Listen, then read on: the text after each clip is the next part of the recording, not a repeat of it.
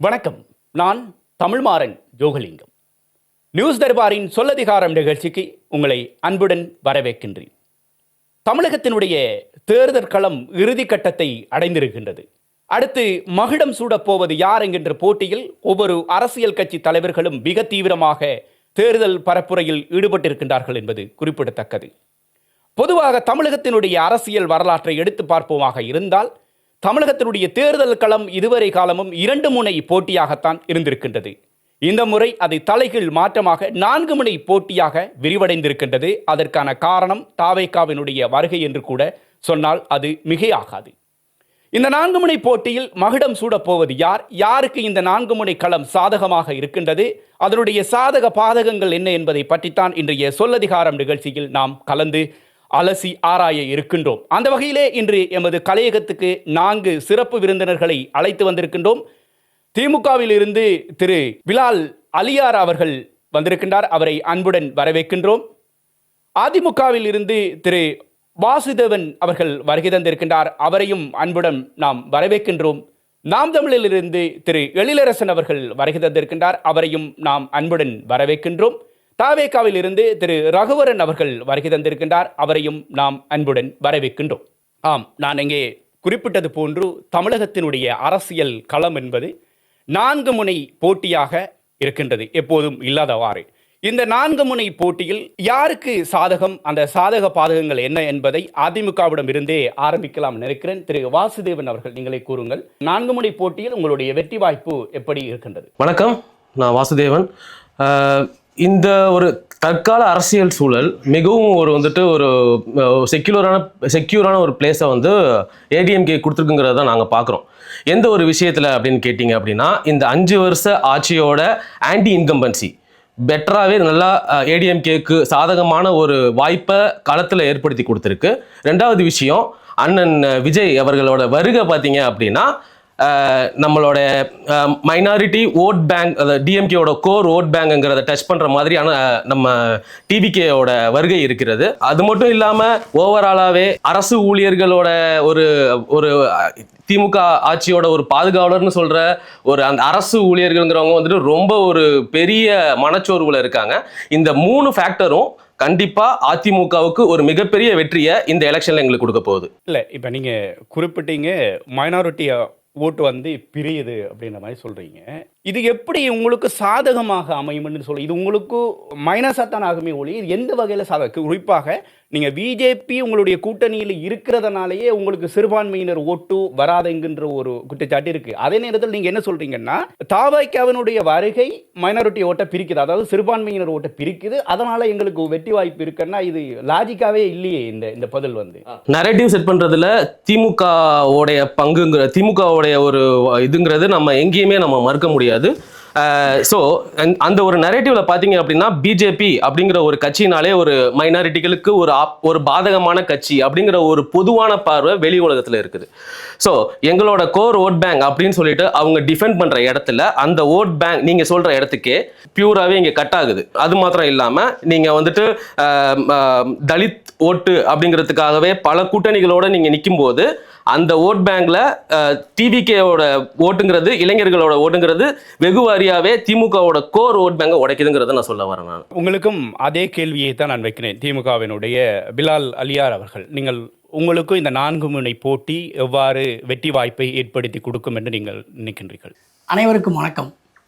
நடக்கக்கூடிய 2026 சட்டமன்ற தேர்தல் குறித்து துபாய் தர்பார் அமைத்திருக்கும் இந்த நிகழ்ச்சிக்கு உங்கள் அனைவரையும் வரவேற்கிறோம். முதலில் நெறியாளர் சொல்லிய அந்த ஒரு கருத்தில் இருந்து நான் ஆரம்பிக்க வேண்டியது 4 முனை போட்டி என்று. இது 4 முனை போட்டி அல்ல. தமிழ்நாட்டில் எப்போதுமே அரசியல் என்பது இருமுனை போட்டி மட்டுமே. இருமுனை போட்டி என்பது ஒரு முனையில் திமுகவும் மறுமுனையில் மற்றவர்கள் அனைவருமே. நீங்கள் பிரச்சாரத்தில் கூட பாருங்கள், அதிமுகவினுடைய எடப்பாடி பழனிசாமி என்ன சொல்கிறார்? போட்டி எங்களுக்கும் திமுகவுக்கும் என்கிறார். விஜய் என்ன சொல்கிறார்? போட்டி எங்களுக்கும் திமுகவுக்கும் என்கிறார். சீமான் என்ன சொல்கிறார்? போட்டி எங்களுக்கும் திமுகவுக்கும் என்கிறார். ஆனால் திமுக என்ன சொல்கிறது என்றால், திமுக வெர்சஸ் அதர்ஸ், இப்படித்தான் ஒவ்வொரு முறையும் வந்து கொண்டிருக்கிறது. நண்பர் அதிமுகவை சேர்ந்த நண்பர் சொல்லியதை போல வந்து சிறுபான்மையினருக்கு எதிரான ஒரு கட்சியாக பாஜக இருக்கிறது என்றால் இந்த இடத்துல நான் ஒரு கருத்தை ஒரு டேட்டாவோடு நான் பேச வேண்டிய ஒரு கட்டாயத்தில் இருக்கிறேன். பாஜகவினுடைய 300+ எம்பிகளில் ஒருவர் கூட வந்து இஸ்லாமியர் கிடையாது. தற்போது கூட தமிழ்நாட்டில் அதிமுகவிடமிருந்து வாங்கிய 27 தொகுதியில் ஒரு இஸ்லாமிய வேட்பாளர் கூட கிடையாது. மேற்கு வங்கத்தில் நடைபெறுகின்ற சட்டமன்ற தேர்தலில் தமிழ்நாட்டிலாவது 6-7% இருக்கக்கூடிய இஸ்லாமியர்களுக்குத்தான் சீட் இல்லை. 15-20% இருக்கக்கூடிய வெஸ்ட் பெங்காலில் 270 தொகுதிகளில் தனித்து இருக்கக்கூடிய பிஜேபி ஒரு இஸ்லாமிய வேட்பாளர்களை கூட வந்து முன்னிறுத்தவில்லை. இவை எல்லாம் வந்து கடந்த கால சான்றுகள். தொடர்ந்து பாஜக பெரும்பான்மைவாத அரசியலை முன்வைப்பதும் சிறுபான்மையினர், மகளிர், ஒடுக்கப்பட்டவர்களுக்கான எதிரான ஒரு அரசியலை முன்னெடுப்பதால் தான் அதிமுக பாஜகவுடன் கூட்டணி சேரும்போது இங்கு பொதுஜன மக்களால் தமிழ்நாடு என்பது பெரியார் மண் என்று நம்ம பலமுறை சொல்லியிருக்கிறோம். அதனுடைய அடிப்படையில் தமிழ்நாட்டில் மத ரீதியான அரசியல் எடுக்கப்படாது. இது ஒரு சமத்துவ மண், வளர்ச்சி அனைவருக்கும் கிடைக்க வேண்டும், பெண்கள், குழந்தைகள், சிறுபான்மையினர் அனைத்து சதவீதத்திற்கு கிடைக்கணுன்ற அடிப்படையில் திமுக இயங்குவதால் தான். நான் ரொம்ப சொல்ல வேண்டியதில்லை. போன சட்டமன்ற தேர்தலில் ராயபுரம் தொகுதியில் 3 முறை வீழ்த்தப்பட்ட ஜெயக்குமார் நான் பாஜக கூட்டணியால் வீழ்த்தப்பட்டேன். சண்முகம் வந்து சொன்னார், இன்னைக்கு அவர் எம்பியா இருக்கார், மீண்டும் அவர் போட்டி போடுறார். நான் வந்து பாஜக கூட்டணியால் வீழ்த்தப்பட்டோம், பாஜகவுடன் கூட்டணி இல்லைன்னாங்க. இன்றைக்கு பாஜகவினுடைய பிடி, எடப்பாடியினுடைய பிடி பாஜகவில் இருக்கிறதுனால அவர் போய் சேர்ந்திருக்கிறார்.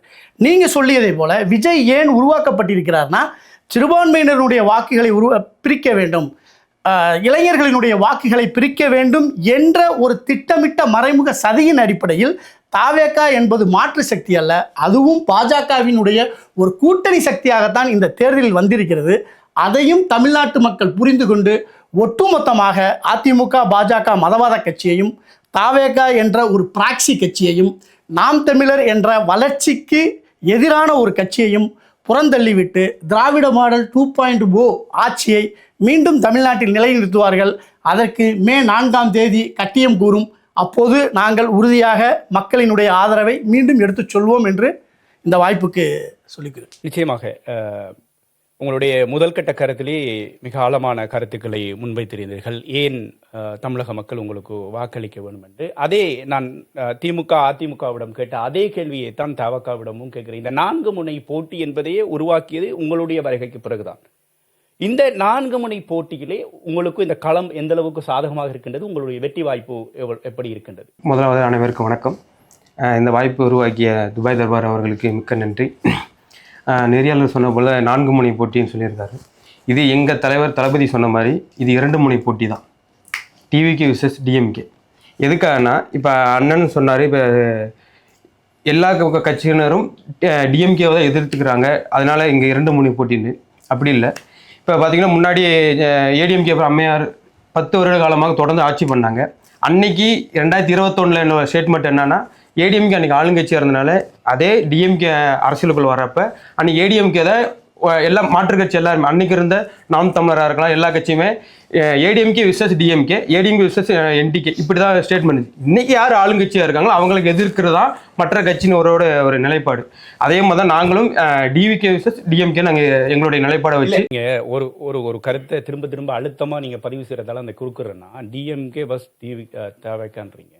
இப்போ விஜய் அவர்களுடைய தேர்தல் பிரச்சார பயணத்தை எடுத்து பார்த்தா கூட கிட்டத்தட்ட தேர்தல் முடிகிற தருவாயில் வந்துட்டு இப்போ இதுவரைக்கும் திமுகவினுடைய முக்கிய தலைவர்களை எதிர்த்து எங்கேயுமே விஜய் பிரச்சாரம் செய்யலையே. திமுகவினுடைய தலைவர் முன்னாள் முதலமைச்சர் ஸ்டாலின் எடுத்தோ அல்லது துணை முதலமைச்சர் உதயநிதி ஸ்டாலின் எடுத்தோ இல்லது அதனுடைய பவர் செக்டராக இருக்கக்கூடிய துரைமுருகனாக இருக்கட்டும், சேகர்பாபு, இவங்களை எதிர்த்து கூட இதுவரை அந்த களத்தில் போய் 1-to-1 ஃபேஸ் பண்ற மாதிரி எந்த ஒரு பிரச்சாரத்தையுமே செய்யாம இருந்துட்டு திமுக தான் எங்களுக்கு எதிரி, திமுக தாவகாங்கிறது எந்த விதத்துல நியாயம் என்று நீங்க நினைக்கிறீங்க? தமிழ்நாடு அரசியல் என்ன ஒரு நிலைப்பாடு செட் பண்ணிருக்காங்கன்னா, அரசியல்னாலே ஒருத்தரை டாமினேட் பண்ணணும், ஒருத்தரை எதிர்த்து பேசணும்.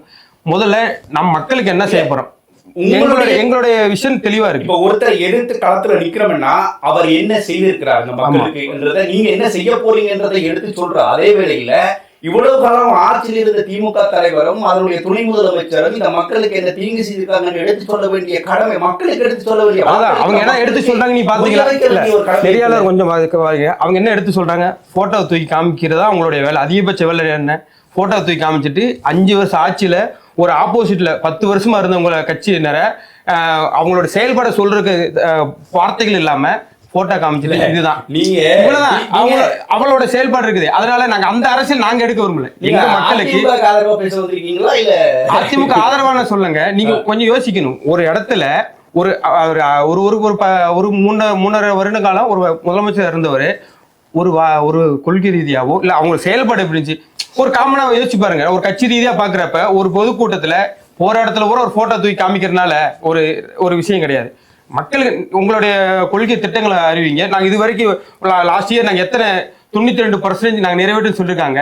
அதுல பல கேள்விகள் இருக்கு, பல இது இருக்கு நிறைவேற்றாதது. அதைத்தான் கேட்கிறேன். அதை போய் அந்த களத்துல அந்த மக்கள்கிட்ட சொல்லாமலுக்கு எப்படி நீங்க திமுகவுக்கு நாங்க எதிரி, திமுகவுக்கு நாங்க தான் எதிரி எப்படி சொல்ல முடியுன்றேன். எங்களோட இதுதான் அரசியல் எதிரி. நல்லா கொஞ்சம் புரிஞ்சுக்கணும். மக்களுக்கு இந்த 5 வருஷத்துல அவங்களோட நிலைப்பாடு என்ன, மக்கள் எவ்வளவு அதிருப்தியில் இருக்காங்க யோசிச்சு பாருங்க. இதுவரைக்கும் இந்த ஸ்டாலின் தோட்டிடுற தொகுதிக்கு போய் விஜயே பிரச்சாரம் பண்ணல. அப்ப எப்படி நீங்க மாட்டா இருப்பீங்க? சிம்பிளா புரிஞ்சுக்கணும். கடைசி அந்த 3 நாளுமே நாங்க 4 தொகுதிக்கு பர்மிஷன் போட்டிருக்கோம். எங்களுக்கு ரிஜெக்ட் ஆகுது. சரி, ஏன்னா நாம் தமிழருக்கு ரிஜெக்ட் ஆகல, திமுகவுக்கு ரிஜெக்ட் ஆகல, ஏடிஎம்கேக்கு ரிஜெக்ட் ஆகல, யாருக்குமே ரிஜெக்ட் ஆகலன்னா ஏன் உங்களுக்கு மட்டும் ரிஜெக்ட் ஆகுது?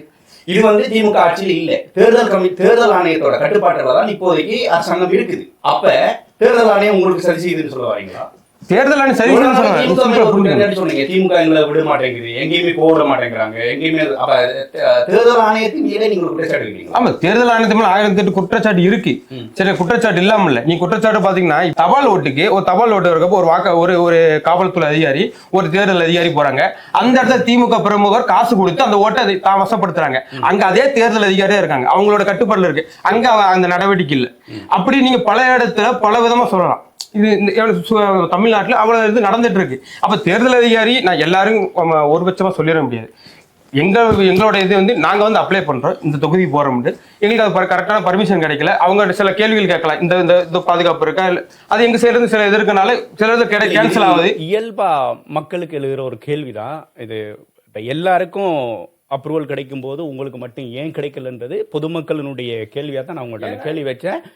முதல் கட்ட கருத்துக்களை பதிவு செஞ்சதுக்கு நன்றி. அடுத்த சுற்றில் நீங்கள் உங்களுடைய கருத்துக்களை பதிவு செய்யலாம். 3 பேர் ஆணித்தரமாக அடித்து சொல்கிறாங்க எங்களுக்கு தான் வெற்றி வாய்ப்பு இருக்குன்னு. நாம் தமிழருக்கு எப்படி இந்த களம் இருக்குது, உங்களுடைய வெற்றி வாய்ப்பு எப்படி இருக்குது? முதல்ல எல்லாருக்கும் வணக்கம். அண்ணன் சொன்ன கருத்துக்கு நன்றி சொல்லிக்கிறேன். ஏன்னா இப்போ நாம் தமிழர் கட்சியை வளர்ச்சியை தடுக்கிறதுக்கு வந்த பிராக்சி கட்சி தாவேக்கா அப்படின்னு சொன்னார். அதுக்கு நன்றியை தெரிவிச்சிரு. அப்புறம் இன்னொன்று மறுப்பும் தெரிவிச்சிரு. இன்னொன்று என்னன்னா, சீமான் அண்ணன் இந்த திமுகவுக்கு சீமானே சொல்கிறாரு திமுகவுக்கு தான் போட்டி, திமுகவுக்கும் நாம் தமிழருக்கு தான் போட்டி அப்படின்றா. ஒரு இடத்துல கூட அந்த மாதிரி சொன்னதே கிடையாது. எல்லா இடத்துலையுமே திமுக திராவிட கட்சிகளுக்கும் நாம் தமிழர் கட்சிக்கு மட்டும்தான் போட்டி, தமிழ் தேசியம் அதுதான் போட்டி அப்படின்னு எல்லா இடத்துலையும் சொல்லியிருக்கோம். ஒரு இடத்துல கூட திமுகவுக்கும் எங்களுக்கும் நேரடி போட்டி நாங்கள் சொல்லவே கிடையாது. அதுக்கு மறுப்பு தெரிவிச்சுக்கிறேன். எனக்கு இப்போ தேர்தல் நெருங்கிட்டு வர்றதுனால களத்தில் திமுகவும் நீங்கள் எதிர்க்கலாம் இல்லை, திராவிடம் தான் எல்லாத்தையும் சேர்த்து, எல்லாருமே திராவிடர்கள் தானே. அதனால எல்லாத்தையும் நாங்கள் யாரும் பார வச்சாலும் பாக்குறது. விஜயம் நீங்க திராவிடத்துக்குள்ளதான் சேர்க்கிறீங்களா? தேவைக்காக திராவிடம் இல்லையா அவரு? இல்ல கேக்குறேன், நீங்க அந்த கோணத்துல தான் பாக்குறீங்களா நாம் தமிழர்? ஆமா, அவரையும் சேர்த்து தான் சொல்றேன். திராவிடம்னா அவரே சொல்றாரு தமிழ் தேசியம் திராவிடம் ஒண்ணுதான் அப்படின்ட்டு. அதனால அவரும் திராவிடருக்கு அதுவும் இதெல்லாம் ஒண்ணு தானே. நீங்க உங்க பார்வையில் என்ன பாக்குறீங்க? இல்ல, ஒரு நெறியாளரா நான் இந்த நேரத்தில் அந்த கருத்து சொல்றது அவ்வளவு இதா இருக்கா? இப்ப தேர்தல் கட்டம் நெருங்கிட்டு இருக்கிறதுனால எதுக்காக நாம் தமிழர் கட்சிக்கு இப்ப ஆதரவை நான் ஏன் தெரிவிக்கிறேன் அப்படின்றத நான் சொல்றேன். ஏன்னா மாறி இப்ப திமுகவும் அதிமுகவும் ஓட்டு கேட்க வரும்போது ஏழைகளின் சின்னம், இரட்டையில ஏழைகளின் சின்னம் உதயசூரியன் அப்படின்னு ஓட்டு கேட்டு இந்த மக்களை பூரா இன்ன வரைக்கும் ஏழையாவே வச்சிருக்காங்க. அந்த குடும்பத்துல இருந்து நான் இந்த ஏழை குடும்பத்துல இருந்து ஒருத்தன் இங்க துபாயில இப்ப வேலை பார்த்துட்டு இருக்கேன்னா, இப்ப நான் கை நிறைய வாங்குற சம்பளத்தை வீட்டுக்கு அனுப்புனா கூட நான் அதுக்கு செலவு பண்றது என்ன? ஆஸ்பத்திரிங்க, என் தங்கச்சியோட படிப்புக்கு தான் செலவு பண்ண வேண்டியதா இருக்கு. இப்போ இருக்க கட்சி இப்போ புதுசாக யாருக்காக ஓட்டு போட்டு இந்த நிலைமையை மாற்றணும் அப்படின்னா இங்கே இருக்க 2 ஆப்ஷன். ஒன்று நாம் தமிழர், இன்னொன்று தமிழக வெற்றி கழகம். ஆனால் அவர் என்ன சொல்றாரு, படிக்கிறது ஃப்ரீயாக எஜுகேஷன் தர மாட்டேன், ஆனால் படிக்கிறதுக்கு வட்டி இல்லாத கடன் 20 லட்சம் கொடுப்பேன் அப்படின்றாரு. அப்படியே படிச்சு முடிச்சாலும் வேலை கொடுக்க மாட்டேன், அதுக்கு வேலை கிடைக்கலன்னா 4000 ரூபா கொடுப்பேன் அப்படின்றாரு. ஆனால் சீமான் ஒருத்தர் மட்டும்தான் ஆரம்ப கல்வியிலிருந்து ஆராய்ச்சி கல்வி வரைக்கும் இலவசமாக தருவேன், மருத்துவமும் உலக தரத்துக்கு இலவசமாக கொடுப்பேன், வேலை வாய்ப்பும் கொடுப்பேன் அப்படின்னு சொல்றாரு. அதுக்காக நான் ஆதரிக்கிறேன். இல்ல, இந்த இடத்துல குறுக்கிடுறது மன்னிக்கணும். இத்தனை வருஷமா தேர்தல் களத்துல நாம் தமிழர் கட்சி இலவசம் கொடுக்க மாட்டோம், கல்வியும் மருத்துவமும் தான் இலவசம் அப்படின்ட்டு நீங்க 16 வருஷமா தொடர்ச்சியா 15 வருஷமா களத்துல நின்றுட்டு இருக்கீங்க. சரி. ஆனா மக்கள் இதுவரையும் உங்களை அங்கீகரிக்கலையே. யாரே காசு கொடுக்குறாங்களோ அவங்களுக்கு தானே வாக்கு போடுறாங்க. தொடர்ச்சியாக நீங்க மக்களால நிராகரிக்கப்பட்டு கொண்டு தானே வாரீங்க. மக்களால் நிராகரிக்கப்படல, வாக்கு வங்கியால் தான் நிராகரிப்படுறோம். அந்த இது கடைசி நேரத்தில் காசை கொடுத்து ஓட்டு போடுறோம், அதனால தான் நிராகரிக்கப்படுறோம். மக்களோட மனசில் எல்லாமே அவங்களுக்கு தேவை இதுவாக தான் இருக்குது. கடைசி நேரத்தில் இவங்க காசை கொடுத்து தான் ஓட்டை வாங்குறாங்க. மக்கள்கிட்ட நாங்கள் என்றைக்குமே நிறைய இப்போ ஏதாவது ஒரு தமிழ்நாட்டில் ஏதாவது ஒரு பிரச்சனை அப்படின்னா இவங்கள தேடுவாங்களா, எங்களை சீமானை தேடுவாங்களா சொல்லுங்கள். இல்லை, இப்போ திரும்பவும் நான் உங்கள்கிட்ட இருந்து அந்த கேள்வியிலேருந்து ஆரம்பிக்கணும்னு நினைக்கிறேன். இப்போ நாம் தமிழருக்கு இலவசங்கள் கொடுக்காம தேர்தலை சந்திக்கிறீங்க, எல்லாம் ஓகே. தொடர்ச்சியா நிராகரிச்சுட்டே வராங்க மக்கள். இந்த தேர்தல் காலத்துல உங்களுடைய வெற்றி வாய்ப்பு எப்படி இருக்குன்றதை நீங்க கடைசி வரைக்கும் சொல்லல. அதுக்கான பதில் என்ன? இந்த தேர்தல் காலத்தில் கண்டிப்பாக வெற்றி, இந்த காரைக்குடி தொகுதியில் அண்ணன் முதல் வெற்றியை பதிவு பண்ணுவார் அப்படின்றத நான் உறுதியாக சொல்கிறேன். இல்ல, இப்ப காரைக்குடி தொகுதியில மட்டும்தான் உங்களுடைய நோக்கமா? இல்ல 234 தொகுதி வெற்றி பெறணும், அதுதான் எங்களோட நோக்கம். இல்ல, பொதுவாக தமிழக தேர்தல் அரசியல் வரலாற்றில் தனிச்சு நின்று எந்த ஒரு கட்சியுமே வென்றதாக இது வரைக்கும் வரலாறுல. திமுக ஆரம்பிச்சதுல இருந்து கூட்டணி, ஏடிஎம்கேயும் கூட்டணி, இப்ப புதுசா வந்த தவிகவும் கூட்டணிக்கு முயற்சி செய்தார்கள், காங்கிரஸோடும் கூட்டணிக்கு முயற்சி செய்தார்கள். பல கட்சிகள் யாரும் போலுங்கிறாங்க, அவங்க தனிச்சு நிற்கிறாங்க. ஆனா நீங்க தொடர்ச்சியாகவே தனிச்சு நின்று தேர்தலை சந்திச்சு இந்த ஆட்சியை பிடிப்போம் என்கிறது அது ஒரு பிராக்டிக்கலாவே இல்லை இல்லையா? அது ஆனால் இப்போ வந்து பார்த்தீங்கன்னா இப்போ கூட்டணி சேர்ந்தா யார் இவங்க கூட இல்லை இவங்க கூட கூட்டணி சேர்ந்துட்டு நான் போய் என்ன பேசுறது? அங்கே போயிட்டு அப்படி என்ன பேசணும்? கூட்டணி சேர்ந்துடணும், சரி. அங்கே போயிட்டு நான் என்ன பேச முடியும்? எனக்கு இப்போ எங்கள் அண்ணன் திருமாவளவனுக்கு அவர் கூட்டணியில் இருக்காரு. இப்போ அவர் போயிட்டு மது ஒழிப்புன்னு போராட்டம் தான் பண்ணுறாரு. அது ஒழிக்க முடியுது அவரால்? அந்த மாதிரி சூழ்நிலையெல்லாம் நாங்கள் என்றைக்கும் இது பண்ண மாட்டோம். அப்படின்றது தான் எங்களுடைய நோக்கம். தனிச்சு இந்த தேசிய கட்சிகளும் திராவிட கட்சிகளும் தனிச்சு நின்று என்ன இப்போ இல்லைனாலும் இன்னும் 20 வருஷம் கழிச்சு ஜெயிச்சாலும் சரி தான். எங்களுக்கு வந்து அது ஒன்றும் பிரச்சனை இல்லை. புலி பதுங்கிறது பாயதுக்கு தான். பதுங்காமல் அதே இடத்துல செத்தாலும் சாவமே தவிர இன்னொரு இடத்துல போய் கூட்டணி சேர்றது இது பண்ணுறது அந்த இதெல்லாம் எங்களுக்கு என்றைக்குமே கிடையாது. நன்றி. தனித்து நின்று நிச்சயமாக நாம் தமிழர் கட்சி ஆட்சி அமைக்கும் என்று தன்னுடைய முதல்கட்ட கருத்தை ஆணித்தரமாக பதிவு செய்திருக்கின்றார். முதல்கட்ட கருத்துக்கு நன்றி. நான் திரும்பவும் திமுகவிடமிருந்து பிலால் அலியார் அவர்களிடமிருந்து இந்த அடுத்த கேள்வியை ஆரம்பிக்கலாம் நினைக்கிறேன். தொடர்ச்சியா இலவசங்களை கொடுத்துத்தான் மக்களை ஏமாற்றி இந்த வாக்குகளை வாங்குற ஒரு நிலையில தான் திமுக இருக்குதா? இவ்வளவு காலம் இந்த 5 வருட ஆட்சி காலத்திலே நடந்த நல்ல விடயங்களை சொல்லி இந்த அரசாங்கம் என்ன விடயங்களை இந்த மக்களுக்கு செய்திருக்கின்றது என்று சொல்லி வாக்கு கேட்கின்ற நிலைமையில் திமுக இல்லையா? தொடர்ந்து இலவசங்களை அறிவிப்பதனுடைய நோக்கம் என்னன்னா, இப்ப கிட்டத்தட்ட 10 லட்சம் கோடி கடன் இருக்கு அப்படிங்கிறாங்க. 10 லட்சம் கோடி கடன்ல இருக்கிற ஒரு மாநிலம் தொடர்ச்சியாக இலவசங்கள் அறிவிக்குதுன்னா அந்த இலவசங்களுக்கான அந்த மூலாதார நிதி எங்கிருந்து புறப்படுது? திரும்ப திரும்ப கடன்ல பெற்று ஒரு மாநிலத்தை கடன் சுமை மிக்க ஒரு மாநிலமாக ஆக்குவதை எப்படி வளர்ச்சி திட்டமாக கருத முடியும்? இதுக்கான உங்களுடைய பதில். முதலில் துபாய் தர்பார் நெறியாளருக்கு என்னுடைய நன்றியை தெரிவிச்சுக்கிறேன். மிக முக்கியமான கேள்வி. தமிழ்நாட்டில் ஒரு பொய்யான பிரச்சாரத்திற்கு முடிவு செய்து தமிழ்நாட்டினுடைய மக்களை வந்து ஒரு ஏளனப்படுத்தக்கூடிய, தமிழ்நாட்டினுடைய மக்களினுடைய சுயமரியாதையை கேள்வி எழுப்பக்கூடிய ஒரு கேள்விதான் இது. அரசு இலவசங்களை ஏன் கொடுக்கிறது என்று. அரசு என்பது என்ன? முதல் கேள்வி. அரசு என்பது மக்களுக்காக, மக்களால், மக்களே நடத்தக்கூடிய ஒரு அரசு தான் மக்களாட்சி. அப்போ அரசால் உருவாகக்கூடிய திட்டங்களின் பலன்களால், அரசு உருவாக்கக்கூடிய நிதிகளால் மக்களிடம் நேரடியாக கொண்டு செல்லக்கூடிய திட்டங்களை மக்களுக்கு கொடுத்து அதன் மூலம் மக்களினுடைய பொருளாதாரத்தை முன்னிறுத்துவது. இப்போ இந்த கேள்வியை நான் வந்து 3 பார்ட்டாக பிரிச்சுக்கிறேன். முதல் கேள்வி, 10 லட்சம் கோடி கடன் இருக்குது, இதை நீங்கள் எப்படி திருப்புவீங்க அப்படின்னு கேட்கும்போது, இங்கே இருக்கக்கூடிய நெறியாளரும் சரி, இங்கே இருக்கக்கூடிய சகோதரர்கள் மாற்றுக் கட்சியிலும் துபாயில் நம்ம வேலை பார்க்குறோம். இன்றைக்கு நம்ம துபாயில் வேலை பார்த்தாலுமே எனக்கு ஊரில் ஒரு வீடு கட்டணும் அப்படின்னு சொன்னால் கையில் காசு வச்சுருக்க மாட்டோம். நம்ம பேங்க்கில் போய் கடன் கேட்குறோம். பேங்க் என்ன சொல்லுது? உன்னுடைய கடன் வாங்கும் சக்தி என்ன, கடனை திருப்பு செலுத்தக்கூடிய சக்தி என்ன என்று உன்னுடைய வருமானத்தையும் நீ இனிமேல் எவ்வளவு வருமானத்தை கொண்டு செலுத்த முடியுன்றதை முடிவு பண்ணி தான் அதற்கு ஒவ்வொரு நாட்டிலையும் ஒவ்வொரு பேர் இருக்குது. இங்கே கூட சிபில் ஸ்கோர்னு வச்சுருக்காங்க. அதனுடைய அடிப்படையில் கொடுக்குது. அப்போ தமிழ்நாட்டில் 10 லட்சம் கோடி கடன் இருக்குன்னா தமிழ்நாடு எங்கே போய் கடன் வாங்குது? தமிழ்நாடு ஒரு அரசாக உலக வங்கி, இந்திய அரசினுடைய துணையோடு போய் வாங்குது. அப்போ உலக வங்கி என்ன சொல்லுது, இந்த அரசுக்கு வரக்கூடிய நிதி ஆதாரத்தை கொண்டு இந்த அரசால் இவ்வளவு வட்டி கட்ட முடியும், இவ்வளவு கடனை திருப்பி செலுத்த முடியும் சொல்லிட்டு பணத்தை கொடுக்குது. அரசு என்ன பண்ணுது, அந்த பணத்தை வாங்கி தன்னுடைய மக்களுக்கு கொடுக்குது. இப்போது கட்டணமில்லா பேருந்து அப்படிங்கிற ஒரு செய்தி இருக்கு. கட்டணமில்லா பேருந்தின் மூலமா நீங்க என்ன சொல்ல வர்றீங்க, பெண்களை கிராமத்திலிருந்து நகரத்திற்கு முன்னேற்றுவது, அவர்கள் நகரத்திற்கு வந்து வேலை செய்துவிட்டு மீண்டும் கிராமத்திற்கு திருப்பி சொல்வதன் மூலமாக வரக்கூடிய அந்த சர்க்குலர் எக்கனாமி மூலமாக என்ன வருதுன்னா உள்ள வருது. இல்லை, நீங்கள் கட்டணமில்லா பேருந்துன்னு சொன்னதில் நான் அதை குறுக்கிடலாம்னு நினைக்கிறேன். நிறைய இடங்களில் காணொளி காட்சிகளாக நாங்கள் பார்க்கக்கூடியதாக இருக்கின்றது. நிறைய பஸ் வந்து கீழே அந்த தரை இடிந்து விழுந்து பாடசாலை குழந்தைகள்ல இருந்து முதியோர்களை கீழே விழுற ஒரு நிலைமையில அந்த பஸ் இருக்குது. நீங்க இலவசமா அந்த பஸ்ஸை கொடுக்கறதுக்கு பதிலாக தரமான ஒரு சேவையை வழங்கி மக்கள்கிட்ட இருந்து அந்த காசை வாங்குறதுல தப்பு இல்லைன்னு நான் நினைக்கிறேன். என்னன்னா, ஒரு உயிரோட விளையாடுறீங்க. நீங்க இலவசம் கொடுக்குறோம் என்ற பேர்ல நீங்க ஒரு உயிரோட விளையாடுறீங்களா என்ற கேள்வி. இந்த கேள்வியை நான் வந்து மறுக்கிறேன். நீங்க வந்து ஒரு பரந்துபட்ட ஒரு மாநிலத்தில் அரசிட்ட ஓடக்கூடிய 4000 5000 பஸ்ஸில் எங்கேயோ நடக்கக்கூடிய அதையும் நாம் மேம்படுத்த வேண்டும். இங்கே கேள்வி என்னவா இருக்குன்னா, அது மேம்படுத்தக்கூடிய ஒரு வசதி. இந்த இடத்துல அரசு பேருந்துகளினுடைய கட்டமைப்பையும் அதனுடைய வசதியையும் நீங்கள் இன்னும் கொஞ்சம் மேம்படுத்துங்க. Yes, it is a valid question. We will listen. Government வந்து புதிய பேருந்துகள் வந்து உள்வாங்குவோம். இப்போ நீங்கள் முதல்ல இலவசத்துக்கு வாங்க. அப்போ இலவசங்கள் அப்படின்னு சொல்லும்போது இப்போ சகோதரர் சொன்னார், இங்கே எனக்கு வந்து பள்ளி வந்து இலவச கல்வி இல்லை, மருத்துவம் இல்லை. இது ஒரு பொய்யான குற்றச்சாட்டு. முதல்ல தமிழ்நாட்டில் 12ஆம் வகுப்பு வரை வந்து பார்த்தீங்கன்னா இலவச கல்வி இருக்கு. கல்லூரிக்கு போகும்போது அரசு கல்லூரி சொல்லி முடிச்சுக்கிறேன் நான். இல்லை, அந்த கேள்விகள் எல்லாமே இதுக்குள்ளதான் வருது. இலவசங்கள்னும் போது அடிப்படை கட்டமைப்பு வசதி, கல்வி, சுகாதாரம், மக்களினுடைய பொருளாதாரத்தை மேம்படுத்துவதற்கான அரசின் உதவிகள். இப்போ இந்த தேர்தலில் கூட 8000 ரூபாய் மதிப்புள்ள கூப்பனை நாங்கள் கொடுத்துருக்கோம்னு சொல்கிறாங்க. உடனே எல்லோரும் என்ன கேட்குறாங்க, மக்களை பிச்சைக்காரராக்குன்னு. இல்லை, கோவிட் டயத்தில் ஹாங்காங் அரசு என்ன பண்ணுதுன்னா, இதே மாதிரியான ஒரு ஸ்கீமை மக்கள்கிட்ட என்ன சொல்லுதுன்னா, நீங்கள் போய் உங்களுக்கு தேவையான இதுகளை கொண்டு நீங்கள் இருக்கணும்னு சொல்லி கூப்பன் கொடுக்குறாங்க.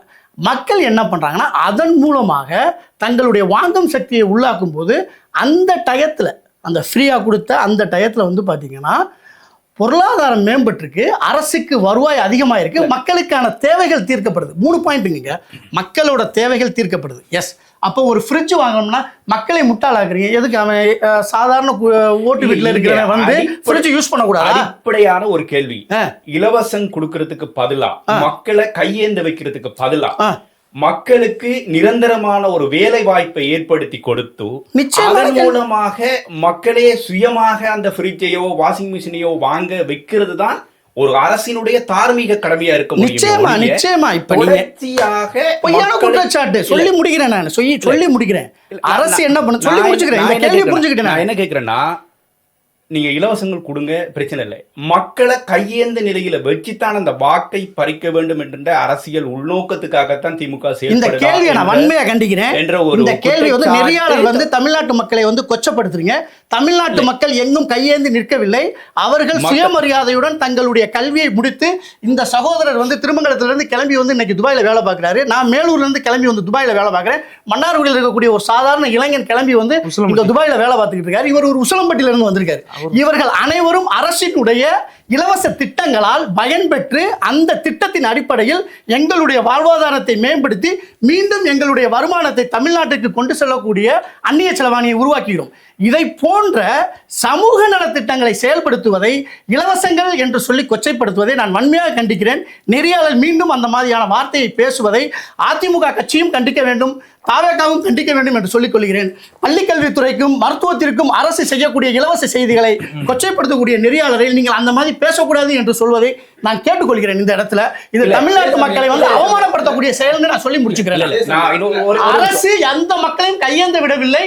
மக்கள் தங்களுடைய சுயமரியாதையை காற்றுக்கொண்டு அரசினுடைய திட்டங்களை, சமூக நலத்திட்டங்கள், சமூக நீதி திட்டங்கள், இன்றைக்கு நான் முதல்வன் என்ற ஒரு திட்டம், ஒரு கல்லூரியை முடித்துவிட்டு வெளியே வரக்கூடிய மாணவன் உயர்கல்வி படிப்பதற்கும் வேலை வாய்ப்புக்கு செல்வதற்கும் அரசு செலவு செய்து, நீ வா சென்னைக்கு வா, உன்னை வந்து படிக்க வை, உனக்கு ஸ்காலர்ஷிப் தரேன், இந்த பொண்ணு காலேஜுக்கு போகுது, உனக்கு மாதம் 1000 ரூபாய் தருகிறேன், நீ படித்துக்கொள்ள என்று சொல்லுங்க. இதை வந்து நீங்க வந்து மக்கள் கையேந்தவில்லை. அரசினுடைய பணத்தை மக்களிடம் நேரடியாக கொண்டு சென்று சேர்க்கும் ஒரு சமூக நல திட்டம். நான் ஒரு விடயத்தை உங்கள்ட்ட திரும்ப வலியுறுத்த விரும்புகிறேன். என்னன்னு சொன்னா, நீங்க அரசாங்கம் இலவசமாக கல்வியை கொடுக்குது அப்படின்றீங்க. ஆமா. ஓகேவா? அதை நான் மறுக்கல. நிச்சயமா இலவசமா கல்வி இருக்குது.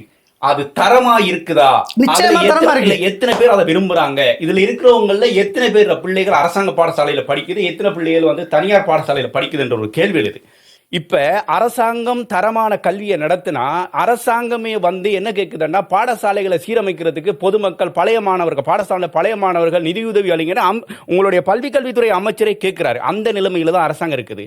ஊரா சிலைய வைக்கிறீங்க, புத்தகம் படிப்பகங்களை கட்டுறீங்க. ஆனா எத்தனை ஆயிரம் பாடசாலை சுவர்கள் இடிந்து விழுந்திருக்கின்றன, எத்தனை ஆயிரம் பள்ளி குழந்தைகள் அதில் இறந்திருக்கின்றார்கள் என்கின்ற தரவுகளை நீங்கள் எடுத்து பார்க்க போனால், இந்த இலவச கல்வி என்கின்ற வார்த்தையை விட்டு, அது ஒரு வெறும் வார்த்தையாலம் தான் இலவச கல்வி என்கிறது. அது தொடர்ச்சியாக இந்த போக்கு இருக்கின்றது. எல்லா கட்சிகளும் இந்தியாவிலேயே பள்ளி கல்வித்துறையும் சரி உயர்கல்வித்துறையும் சரி அதிக அளவில் இருப்பது தமிழ்நாட்டில். இதை வந்து குறியீடுகள் GER என்ற கிராஸ் என்ரோல்மெண்ட் ரேஷியோ 51% பெண்கள் உயர்கல்வியில் படிப்பதில் தமிழ்நாடு இந்தியாவினுடைய ரேஷியோ விட அதிகமாக இருக்கிறது. இந்த 51% உயர்கல்வி எங்கிருந்து வருகிறது?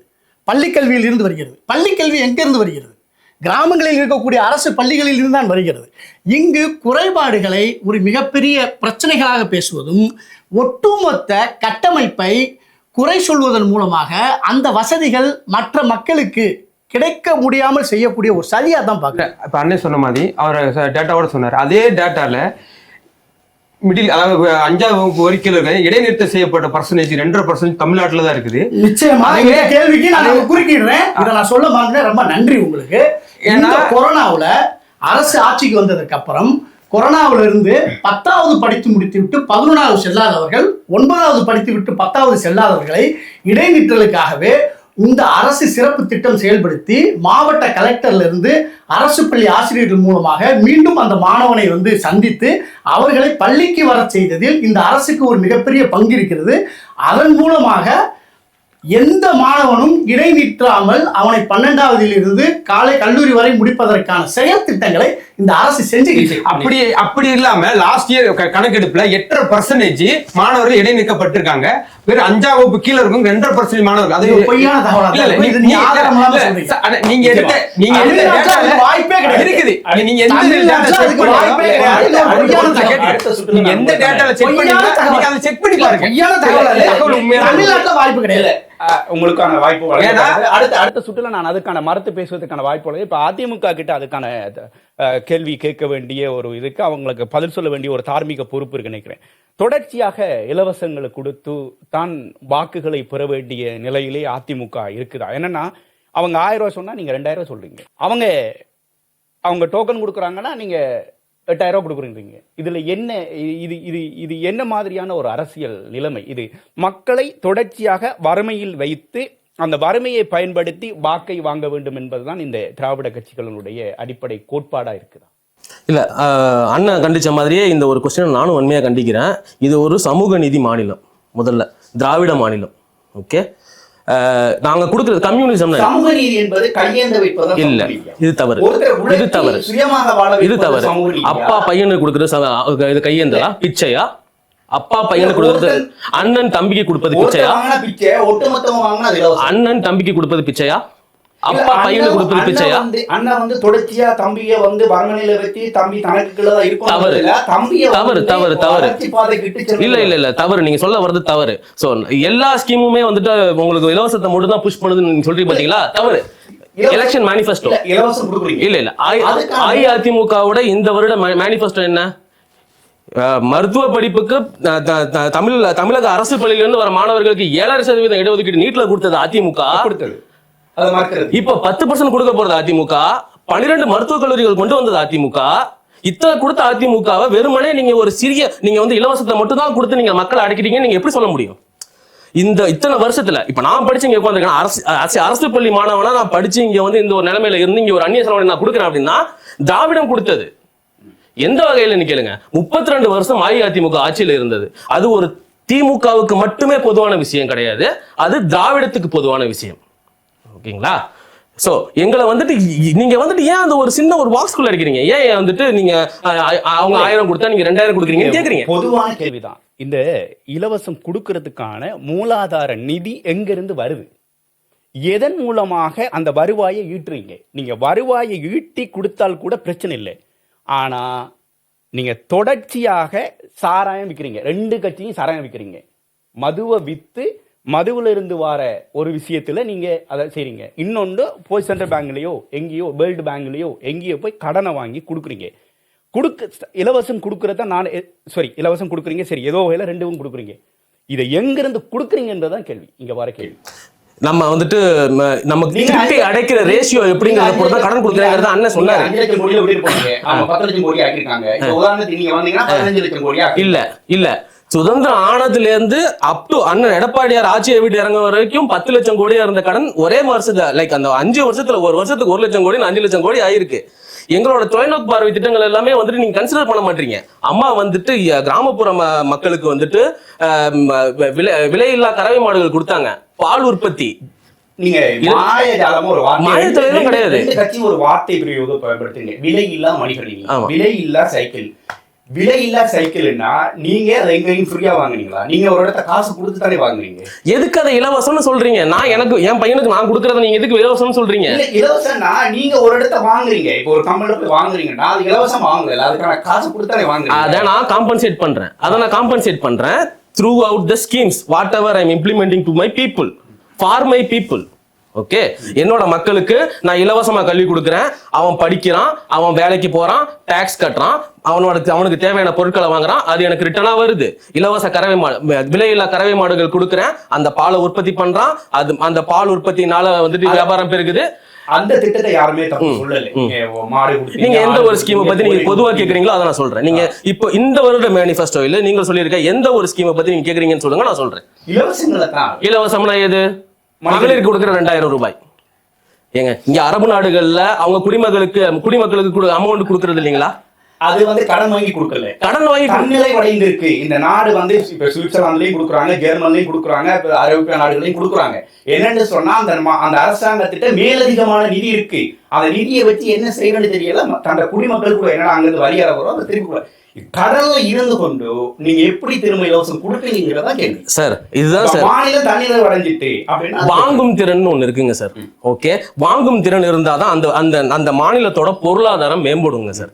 ஓகே, நம்ம வந்துட்டு மிகப்பெரிய ஒரு கோவிட்ங்கிற ஒரு சுச்சுவேஷனை தாண்டி திமுகங்கிற ஒரு ஆட்சியை தாண்டி இப்ப வந்திருக்கோங்க சார்.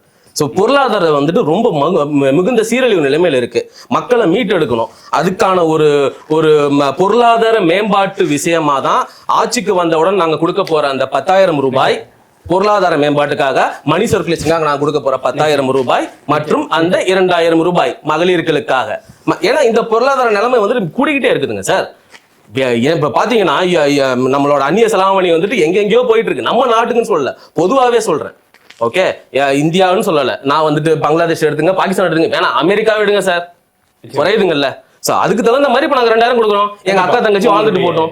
கருத்துக்கு நன்றி. தாவேகாவனுடைய ரகுவரன். இப்ப 2 கட்சிகளும் இலவசம், அதுக்கு நாங்களும் சலித்தவங்க இல்லை. அவங்க இவர் 1000 ரூபாய், அவர் 2000, நான் 2500 ரூபா ஒரே போடும். இது எப்படி மாற்றாகும்? இல்லை, நிறைய ஒரு விஷயத்தை நீங்கள் புரிஞ்சுங்க. இலவசம், அதுக்கு இலவசம்னு என்ன சொல்லுங்க. அதுதான் கேட்குறேன். அதாவது ஒரு அண்ணன் சொன்ன மாதிரி மக்களால் தேர்ந்தெடுக்கப்பட்ட ஒரு நாங்கள் வந்து இலவசம் வந்து எகென்ஸ்ட் கிடையாது. மக்களுக்கு அடிப்படைக்கு எகென்ஸ்ட் கிடையாது, நாங்கள் எகென்ஸ்ட் கிடையாது. ஆனால் இப்போ அடிப்படையில் மக்களுக்கு என்ன இருக்கு என்ன இல்லை, சரிங்களா? நாளைக்கு நாங்கள் எக்ஸாம்பிளுக்கு 24 ரிசல்ட் வருது, நாங்கள் ஆட்சிக்கே வந்தாலும் உடனே இதுக்கு முன்னாடி இந்த திட்டங்களை தடை பண்ணதுக்கு முடியாது. ஏன்னா அந்த இதிலான சில மக்கள்கள் பயனடைஞ்சு தான் இருக்குங்க. இப்போ நாங்கள் என்ன சொல்றோம்னா, இப்போ அண்ணன் சொன்ன மாதிரி இலவசத்தை வந்து நாங்கள் கொச்சைப்படுத்த மாட்டோம்னு சொல்ல வரோம். இப்போ இலவசத்தை கொடுத்துட்டு அது ஒரு மேடையில் இருந்தோ இங்க இருந்துகிட்டோ அதை வந்து நம்ம கீழ் மட்டமாவோ கீழ்த்தரமா சொல்றதுக்கு தப்பானது. ஆனா சொல்ல மாட்டோம்னு சொல்றீங்க, ஆட்டோ இருக்குது அதானே? ஆமா, சரிங்களா? இலவசத்தை கொச்சைப்படுத்தக்கூடாது. ஆனா இலவசம்ன்றது இப்போ போன நீங்க ஒரு பொழுது வைக்கிறீங்க, அது எப்படி மக்களுக்கு நீங்க இலவசத்தை கொடுக்க அதுக்கு தகுந்த கல்வியை கொடுத்தனா ஒரு நாள் இது அமெரிக்கத்தையோ அரபு நாடையோ நீங்க மேல நாடு நீங்க உதாரணம் எடுத்தாலும் தமிழ்நாடு என்று மிகப்பெரிய ஒரு இது. தமிழ் ஒரு மாநிலம் மிகப்பெரியது. மக்கள் தொகை கிட்டத்தட்ட 8 கோடி மக்கள் தொகை இருக்கு. அப்ப நீங்க நினைச்ச ஒரே நாள் எல்லாத்தையும் மாத்திர முடியாது. எல்லா கிராமங்களும் மாத்தி அப்ப அங்க ஒரு மூலையில ஒரு கிராமத்துல ஒரு பொருளாதார அடிப்படையில் கம்மியானவங்க இருப்பாங்க. நீங்க அந்த ஒத்தவங்களை பார்க்க முடியாது. ஒரு திட்டங்கள் வகுத்தால் ஒரு நிமிஷம் ஒரு திட்டங்கள் வகுத்தால் தமிழ்நாட்டுக்கு தான் வகுக்க முடியும். ஒரு கடைக்கோடியில் இருக்க அந்த கிராமத்துல இருக்க ஒரு மக்களுக்கு வகுக்க முடியும். அப்ப நீங்க என்ன சொல்ற சரி நாங்க வந்தால் பெண்களுக்கு வீட்டில் இருக்க பெண்களுக்கு ஏன்னா இன்னமும் தமிழ்நாட்டுல பெண்களை பூராத்தையும் வீட்டிலே இருக்குன்னு ஒரு நிலைப்பாட்டில் இருக்காங்களே அதை விட்டு வெளியேற்றணும். அவங்களுக்கு ஒரு பொருளாதார தரணும்னு தான் நாங்கள் திட்டங்களை வகுக்கிறோம். எதுக்காக சில அப்புறம் மகளிர் கொடுக்கறதும் கணவர் இழந்து ஒரு கொடுக்குற திட்டம் எல்லாமே வந்து எதுக்குன்னா ஒரு நிமிஷம் இப்ப அவங்களும் இலவசம் இவங்களும் இலவசம் நீங்களும் இலவசம்னா நீங்க எதுக்கு மாற்று? இப்ப உங்களுடைய வரவரைக்கே நான் வாரத்துக்கு முதல் படிச்சேன். கிட்டத்தட்ட கல்வியிலிருந்து விவசாய கடன் தள்ளுபடியிலிருந்து கிட்டத்தட்ட இலவசங்களை அள்ளி வீசிருக்கீங்க. தமிழக அரசினுடைய பட்ஜெட்டே கிட்டத்தட்ட 4 லட்சம் கோடி தான். நீங்க அள்ளி விட்டுருக்க இலவசங்களை பார்க்க போனாலும் ஒரு வருஷத்துக்கு தமிழ்நாட்டின் அரசினுடைய பட்ஜெட் வந்து 12 லட்சம் கோடி ரூபா வருது. இதுக்கான மூலாதார நிதியை நீங்க எங்க நீங்களும் அதே சாராய வியாபாரம் தானா அல்லது நீங்களும் அதே கடன் தானா? என்ன திட்டமிடல் வச்சிருக்கீங்க? ஒரு ப்ரீ பிளான் இருக்கணும். ஸோ இந்த விஷயங்களை நாங்கள் இலவசமாக கொடுக்குறோன்னா அதுக்கான நிதி மூலாதாரம் எங்கிருந்து வருது என்ற எந்த ஒரு அடிப்படை புரிதலே இல்லாமலுக்கு இலவசங்களை அள்ளி வீசி மக்கள்கிட்ட இருந்து வாங்குற நிலைமையில தான் தாவேக்கா இருக்கா? இல்லை நீங்க நான் டேட்டா படிச்சுன்னு சொன்னீங்களே, நீங்க ஃபுல்லா படிச்சிருந்தா இலவசம் என்ற 4 பாயிண்ட் இருக்கும். சரிங்களா? தொழில் எப்படி நான் ஈர்க்க போறோம், முதலீடு எப்படி செய்ய போறோம், அதுதான் நம்மளுடைய பேஸ். சரிங்களா? இலவசம் நீங்க அதுதான் நீங்க ஒரு பாயிண்ட்ல நிக்கிறீங்க, நிறைய ஒரு பாயிண்ட்ல இருக்கீங்க. இலவசம் நீங்க மக்களுக்கு ஒரு கஷ்டத்துல இருக்க மக்களுக்கு நீங்க கொடுக்காம நீங்க என்ன பண்ணி அடிபட்டவனுக்கு காயம் போடுவீங்களா? இல்ல நீ ஒரு 10 நாள் அந்த இது தன்னால் ஆறிடுவீங்களா? இல்ல கொஞ்சம் புரிதல் ஏற்படுத்துங்க. ஒருத்தர் விழுந்துட்டா அவனுக்கு ஃபர்ஸ்ட் எய்ட் பண்ணுவீங்களா? இல்லப்பா இது 4 நாள் சரியாயிருப்பா, நான் இன்னைக்கு இதுக்கு ஃபர்ஸ்ட் எய்ட் பண்ணணும் அவனுக்கு. இல்ல 4 நாள் காய 6 நாளும் நீ ஃபர்ஸ்ட் எய்ட் பண்ணணும். அதுக்கப்புறம் அவனை டே இப்படி போகாத, இது நல்வழி, இங்க விழுந்துருவே, இங்க ஸ்பீடு பிரேக் இருக்கு, இங்க பல்ல இருக்குன்னு அவனை சொல்லி கொடுத்து வளர்க்கணும். அதான் பொருளாதாரத்தை கூட்டணும். அதுக்கான திட்டங்கள் 40 பக்கம் இருந்தா இலவசம் ஸ்டார்டிங் அந்த 2 பாயிண்ட் எடுக்கக்கூடாது. ஏன்னா இன்னைக்கு நம்ம தமிழ்நாட்டு உள்ள சூழல் நம்ம எல்லாருக்குமே தெரியும். ஏன்னா இத்தனை வருஷம் 70 வருஷமா ஆண்டுக்கு இருந்த திமுக இருக்கட்டும் அதிமுக இருக்காண்டும் 1 லட்சம் கோடி நம்ம கடன்ல வச்சிருக்காங்க. சரிங்களா? இப்ப இந்த கடன் 10 லட்சம் கோடி 10 லட்சம் கோடி கடன்ல இருக்குது. இப்ப ஒரு நிலைப்பாடல் வந்துட்டு இருக்கப்ப டக்குன்னு வந்துட்டு இலவசத்தை இல்லைன்னு சொல்லணும். ஏன்னா அதனால எங்கேயோ ஒரு இடத்துல பயன் அடைஞ்சிட்டு தராங்க. அது மாற்று கருத்தே கிடையாது. நீங்க சொல்லலாம் நம்ம இதனால இலவசத்தை கொடுத்து கடன் அந்த காசால ஒரு இடத்துல பயனடைகிறாங்கன்னா நாங்க வந்து அதை தடுக்கிறதுக்கு விரும்பல. நான் வந்து அந்த பயனடைகளுக்கு நான் கூட்டி கொடுக்கதான் நானும் என்னுடைய கருத்துக்கள் இருந்து புரிந்து கொள்ள முடியுது. நாம் தமிழர்கிட்ட இருந்து நான் ஆரம்பிக்கலாம்னு நினைக்கிறேன். இப்ப இங்க எல்லாருமே பாத்தீங்கன்னா இலவசத்தை பத்தி பேசினாங்க. நீங்க இலவசம் கொடுக்க மாட்டேன்னு சொல்லிட்டீங்க, அதை விட்டுடலாம். இப்போ நான் முன்னாடி உங்கள்ட்ட கேட்ட மாதிரி இதுக்கு மறுப்பு தெரிவிச்சு ஒண்ணு எனக்கு எல்லாத்துக்கும் வாய்ப்பு கொடுத்தீங்க, எனக்கு கொடுக்கல இல்ல. நான் சொல்லிக்கிறேன் என்னோட மறுப்பை தெரிவிச்சிடலாம். இல்ல அண்ணன் சொன்னாரு இந்த இலவசங்களும் இந்த கல்வி இதெல்லாம் பயன்படுத்தி நீங்க இங்க ஒரு நல்ல நிலைமையில எப்ப இருக்கீங்கன்னா அப்படின்னு சொல்றாரு. நான் வந்து கவர்மெண்ட் ஸ்கூல்ல இதுல படிச்சோம்ல, பிரைவேட் ஸ்கூல்ல தான் படிச்சு வந்தேன். அது எல்லாமே இலவசமா இருக்கு, அது தரமானதா இருக்கா அப்படின்னு தான் பாக்குறேன். இப்ப எங்க திருமங்கலம் தொகுதியில இப்ப கவர்மெண்ட் ஹாஸ்பிட்டல் எடுத்து ஒரு தலைவலியாதான் போனோம்னு வச்சுக்கோங்க, போய் இங்க இருந்து அங்க 100 பேர் லைன்ல நிற்பாங்க. ஆனா வீடியோ ஆதாரத்தோட காமிக்க போய் சொல்றாரு. சரி, அது வசதி வாய்ப்புகள் இருந்திருக்கலாம். பள்ளியில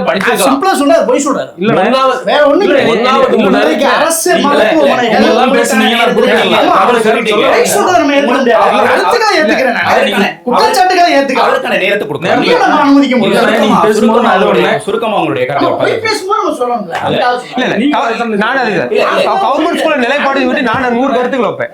இருக்கு 5 வருஷம் ஆட்சி முடிஞ்சதுக்கு அப்புறமா 5 வருஷம் இருந்தாங்க. சிம்பிள். எத்தனை வருஷம்?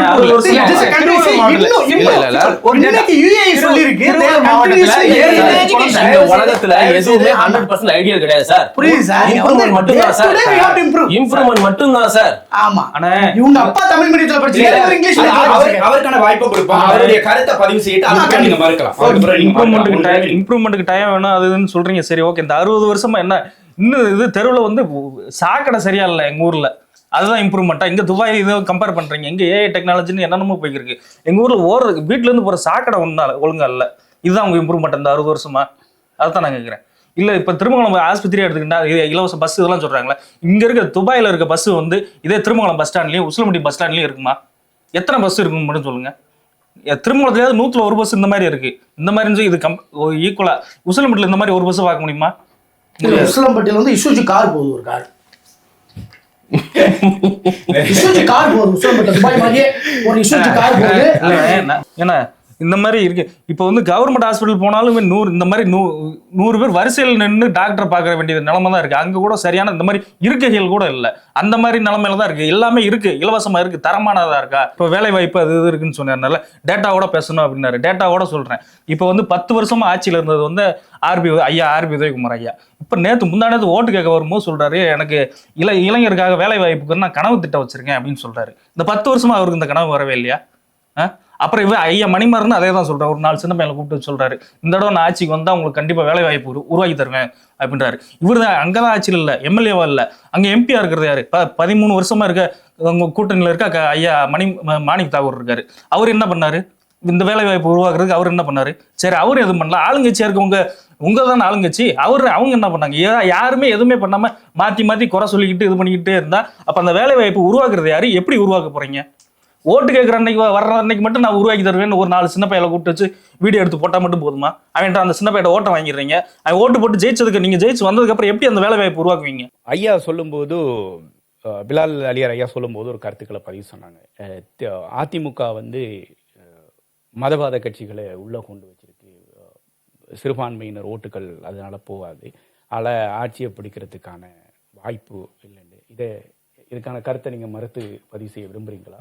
நான் ஒரு ஆளுக்கு மட்டும் சப்போர்ட் பண்ணுறேன், மற்றவனை நான் விட்டுட்டேன் அப்படின்னா அது வந்துட்டு பியூர் மதவாதம்னு அதை ஏற்றுக்கலாம். அதை விட்டுட்டு அவன் பேர் இந்து அதனால் அவன் மதவாதி அப்படிங்கிறது தப்பு. இந்த பாரத பிரதமர் நரேந்திர மோடி வந்ததுக்கு அப்புறமா கொண்டு வந்த ஸ்கீம்ஸு, சிஐஏ, இந்தியாவில் முஸ்லீம்லாம் எங்கே போயிட்டாங்க சார்? இருக்காங்களா சார்? சேஃபாக தானே இருக்காங்க, எங்கேயும் போயிடல. ஆனால் நான் கருப்பு கொடி காட்டாங்க, பலூன் விட்டாங்க, அப்படிலாம் கிடையாது சார். எப்படி விடுவாங்க? அதிமுக விட்டுருமா? அதை எங்க தொப்புள் கொடி உருவம் நாங்கள் விட்டுருவோமா? பிஜேபி கூட்டணியில இருந்துகிட்டு அப்புறமா நீங்க இல்லைங்க சார், இல்லைங்க சார், நான் அதை ஆமோதிக்கிறேன். லைக் சிஐஏ கொண்டு வந்தாங்க, ஆனா அதுல தப்பு இருந்தா அதிமுக எதிர்த்திருக்கும். தப்பு இல்ல, தப்பு இல்லாதனால எதிர்க்கல. யாராவது முஸ்லிம், யாராவது ஒரு இஸ்லாமியர் தமிழ்நாட்டுல எல்லா கட்சிகளுமே இல்ல, அதுதான் சொன்னேன் ஆரம்பத்திலேயே சொன்னேன். நரேட்டிவ் செட் பண்றதுல திமுகவுக்கு நிகர் திமுக மட்டும் தான். திமுக மட்டும் நரேட்டிவ் செட் பண்ணிருந்தா பிரச்சனை இல்லை. அங்க நாம் தமிழர் அதை எதிர்த்தது. எல்லா கட்சிகளுமே அந்த அதுதான் நான் சொல்றேன். அதான் சொல்றேன். அதாவது தாம் பிடிச்ச மொழிகளுக்கு 3 காலுங்கிற கணக்கு. தலைவர் கட்சி ஆரம்பிக்க புதுல கூட அதுக்கான ஒரு அறிக்கை விட்டு அதான் தாம் பிடிச்ச மொழிகளுக்கு 3 காலுங்கிற பொதுவான வார்த்தை தான். இப்ப வந்துட்டு இப்போ நேத்து முந்தான நடந்தது தொகுதி மறுவரையறை எல்லாம் ஐயோ போச்சு, தமிழோட வாழ்வாதாரமே போச்சு, தமிழோட எல்லாமே போயிடுச்சுன்னாங்க. பிரதம மந்திரி தெளிவா, பிரதம மந்திரி பாராளுமன்றத்துல தமிழ்நாட்டோட மட்டும் இல்ல, இந்தியாவோட எந்த ஒரு மாநிலத்தோட பிரதிநிதித்துவமும் இதுல பாதிக்கப்படாது. எஸ்பெஷலி இந்த கொஸ்டின் எழுப்புன எம்பிக்கு கொடுத்த பதில்ல தமிழ்நாட்டுக்கு அஸ் பர் கரண்ட் பாப்புலேஷன் 39ஆக இருக்கிற எம்பி தொகுதி 59ஆக கொடுக்கப்படும். 20 தொகுதி கூடுதல். அதுதான் இங்க கேள்வி. அதே இது உத்தரப்பிரதேசத்துக்கு எவ்வளவு வழங்கப்படுது? இப்ப எவ்வளவு இது கொடுக்கப்பட்டிருக்கு? எத்தனை சதவீதம் கேடுது? மூலமாக எத்தனை சதவீதம்? இல்ல இப்ப எத்தனை சதவீதம் ஏறுது? 50% ஏறுது. 50% ஏறுதா? உங்க பாப்புலேஷன் இருக்குதுங்க சார். அது பாப்புலேஷனை வச்சு நீங்க பண்றீங்கன்னு சொன்னா, மறுசீரமைப்பு பண்றீங்கன்னு சொன்னா, அது இப்ப திமுக என்ன தொகுதி வரையறைங்கிறத நீங்க வந்துட்டு ஒரு லிமிடேஷன் கூட பாக்குறீங்க. லைக் தொகுதி வரையறைங்கிறது ஒரு அந்த எம்பி கான்ஸ்டிடியூன்சியோட எல்லை மறுவரையறையும் சேர்த்ததுதான். ஓகே, இப்ப என்னோட தொகுதியில 2 லட்சம் வாக்காளர் இருக்கான், அந்த தொகுதியில ஒரு 10 லட்சம் வாக்காளர் இருக்கான். அப்படிங்கும் போது என்னோட எல்லையை நான் மாத்துவேன். அந்த எல்லையை மாத்துறதுக்கு வந்து கவர்மெண்ட் வந்து ஆப்ஷன் கொடுக்குது, நீ மாத்திக்கோ. அந்தந்த மாநில தேர்தல் ஆணையத்துக்கு அந்த வரையறைக்கான இது இருக்குது. Okay, so still it is in your hand sir, still it is in your hand. Okay, இது நான் ஒரு எக்ஸாம்பிளுக்காக சொன்னேன். எஸ்ஐஆர் பாத்தீங்களா, குளத்தூர்ல என்ன நினைச்சு பாத்தீங்களா? மொத்தமுமே அப்படியே போயிடுச்சு சார். குளத்தூர் போச்சு, சேப்பாக்கம் போச்சு. நான் கூட ஏதோ உண்மையாதான் வந்துருச்சுன்னு நினைச்சேன். இப்பதான் தெரியுது. இப்ப 4ஆம் தேதி தெரிஞ்சிடும் விஷயம் என்னான்ட்டு. என்டிஏ மேல இல்ல ஒரு பாரதிய ஜனதா மேல பொதுவா வைக்கிற குற்றச்சாட்டு என்ன? 2002 குஜராத்ல மிகப்பெரிய கலவரம் பண்ணிட்டாங்க சார். பாபர் மசூதி இடிச்சதுக்கு அப்புறமா கருணாநிதி கூட்டணி வச்சாங்க. பிஜேபி கூட கூட்டணி வச்சு எம்பி எம்எல்ஏ உருவாக்கியிருக்காங்க. சரிங்களா? 2002 ரிட்ரோட் நடக்கும்போது பிஜேபி கூட கூட்டணி. பாரத பிரதமர் மோடி அப்ப முதலமைச்சர் இருந்தப்ப குஜராத் முதல்வர் ரொம்ப நல்லவர்னு சொன்னாங்க. சோ இதுல வந்துட்டு ஒரு சமூக நீதி அமைப்பே தான் கலைஞர் பதிவு பண்ணியிருக்காரு. அமைப்பே தான், நானும் அதை ஒத்துக்கிறேன். அமைப்பே தான். இப்ப அண்ணன் பிஜேபிக்காக எவ்வளவு தூரம் இது பண்றாரு. இதே ஏடிஎம்கேவோட அம்மையார் ஜெயலலிதா இருக்கப்ப பிஜேபி கடுமையை எதிர்த்தாங்க. எதிர்த்தவங்க இதே அம்மையார் ஜெயலலிதா. சரிங்களா? எடப்பாடி அவர்களே பிஜேபி எதிர்த்தவர் தான். சரிங்களா? இப்ப என்னன்னா பிஜேபி நம்ம சவுத்துல பெருசா அவரோட ஆதிக்கம் இல்லை. அந்த நிலைப்பாடை மாற்றணும். அதை இது பண்ணுறது தான் இந்த திட்டத்தில் கொண்டு வந்து எம்பி எலெக்ஷன்ல அந்த தொகுதி வேறையெல்லாம் அதிகப்படுத்துறாங்க. அது முறியடிக்கப்பட்டிருக்கு. இல்ல இந்த தொகுதி மறுவரையை ஏற்றுக்கொள்ற எதிர்ப்பா உங்களுடைய கட்சியினுடைய நிலைப்பாடு விஷயத்துல தொகுதி மறைவு இல்ல மறுவரை தொகுதி மக்கள் தொகை வச்சு பண்ணணும். நாங்க இது ஏத்துக்கல தான். சரி, எதுக்காகனா இப்ப எங்களோட ஃபோக்கஸ் என்னன்னா, இப்போ ஃபுல்லாக நடக்க எலெக்ஷன் நடந்துட்டு இருக்கு. இப்போ சட்டசபை போயிட்டு இருக்கு. இந்த எலெக்ஷனுக்கான ஃபோக்கஸ்ல இருக்கும். பட் இது முறியடிக்கப்பட்டது எங்களுக்கு தான். ஏன்னா பிஜேபியோட ஆதிக்கம் மீன்ஸ் என்னன்னா, அவங்களுடைய பெரும்பான்மை சவுத்துல தான் இருக்கு, நார்த்ல தான் இருக்கு. அப்ப சவுத்துல அவங்களுடைய இது கொண்டு வர்றதுக்காக தான் இந்த இது.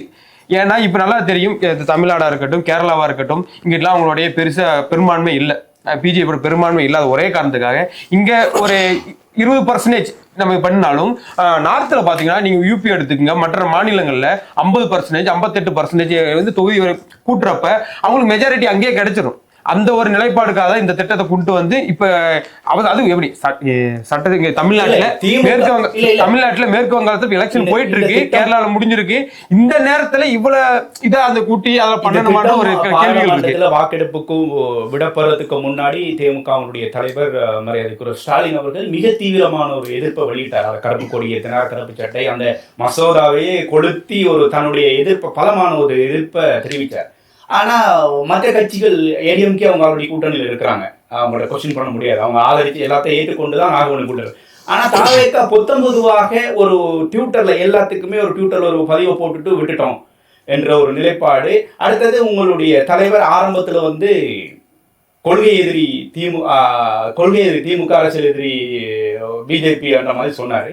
இப்ப தனக்கு மேல இந்த 41 பேருடைய மரணம் அந்த வழக்கு சிபிஐக்கு போனதுக்கு பிறகு எங்கேயுமே பிஜேபி எதிர்க்கிற மாதிரி தெரியலையே. பிஜேபியை பற்றி எந்த ஒரு தேர்தல் பிரச்சாரத்திலேயோ பிஜேபி மண்ணுக்கும் மக்களுக்கும் என்ன கேடு செய்து, பிஜேபி ஆதரிக்கிறீங்களா இல்லையா, எதிர்க்கிறீங்களா, அப்படியே விட்டுட்டு டைவர்ட் பண்ணி திமுக எதிரி அப்படியே வந்துறீங்க. பிஜேபி எங்க எதிர்க்கல நீங்க பாக்குறீங்க? நீங்க முதல்ல கொஞ்சம் பிஜேபி கொஞ்சம் பொறுங்க கேட்டு நிறைய எங்கேயாவது பிஜேபியினுடைய திட்டங்கள் இப்படி இருக்கு. இப்ப எங்களுடைய தலைவர் தேர்தல் பிரச்சாரம் தமிழ்நாட்டில் நடக்கக்கூடிய சட்டசபை தேர்தல். இந்த தேர்தல்ல எங்களுக்கு ஆளுங்கட்சியா இருந்த கேடு செய்யக்கூடிய ஒரு திட்டத்தை பிஜேபி அறிவிச்சிருக்கேன்னு திமுக சொல்லுது, எல்லா கட்சியும் சொல்லுது. அப்ப மக்கள்கிட்ட ஓட்டு கேட்டு போகும்போது அதை சொல்லி ஓட்டு கேட்கணுமா இல்லையா, மக்களுக்கு அதை புரிய வைக்கணுமா இல்லையா, அது ஒரு தலைவனுடைய கடமையா இல்லையா? கொஞ்சம் நீங்க இன்னைக்கு என் ஊர்ல சரி தமிழ்நாட்டுல எனக்கு சட்டசபைக்கு எது தேவை, இங்க உள்ள எனக்கு அரசியல் கட்சி இருக்கு, பிஜேபி போட்டியிடுது ஒரு பேர் அடுத்து ஆட்சியை பிடிக்கக்கூடிய நிலையில் இருக்கக்கூடிய ஒரு கட்சியோடு சேர்ந்து பிஜேபி அதைத்தான் எதிர்த்துட்டு இருக்கோம். நாங்க எதிர்த்துட்டு இருக்கோம். எங்க எதுக்குறீங்க? நீங்க எங்க எதுக்குறீங்க?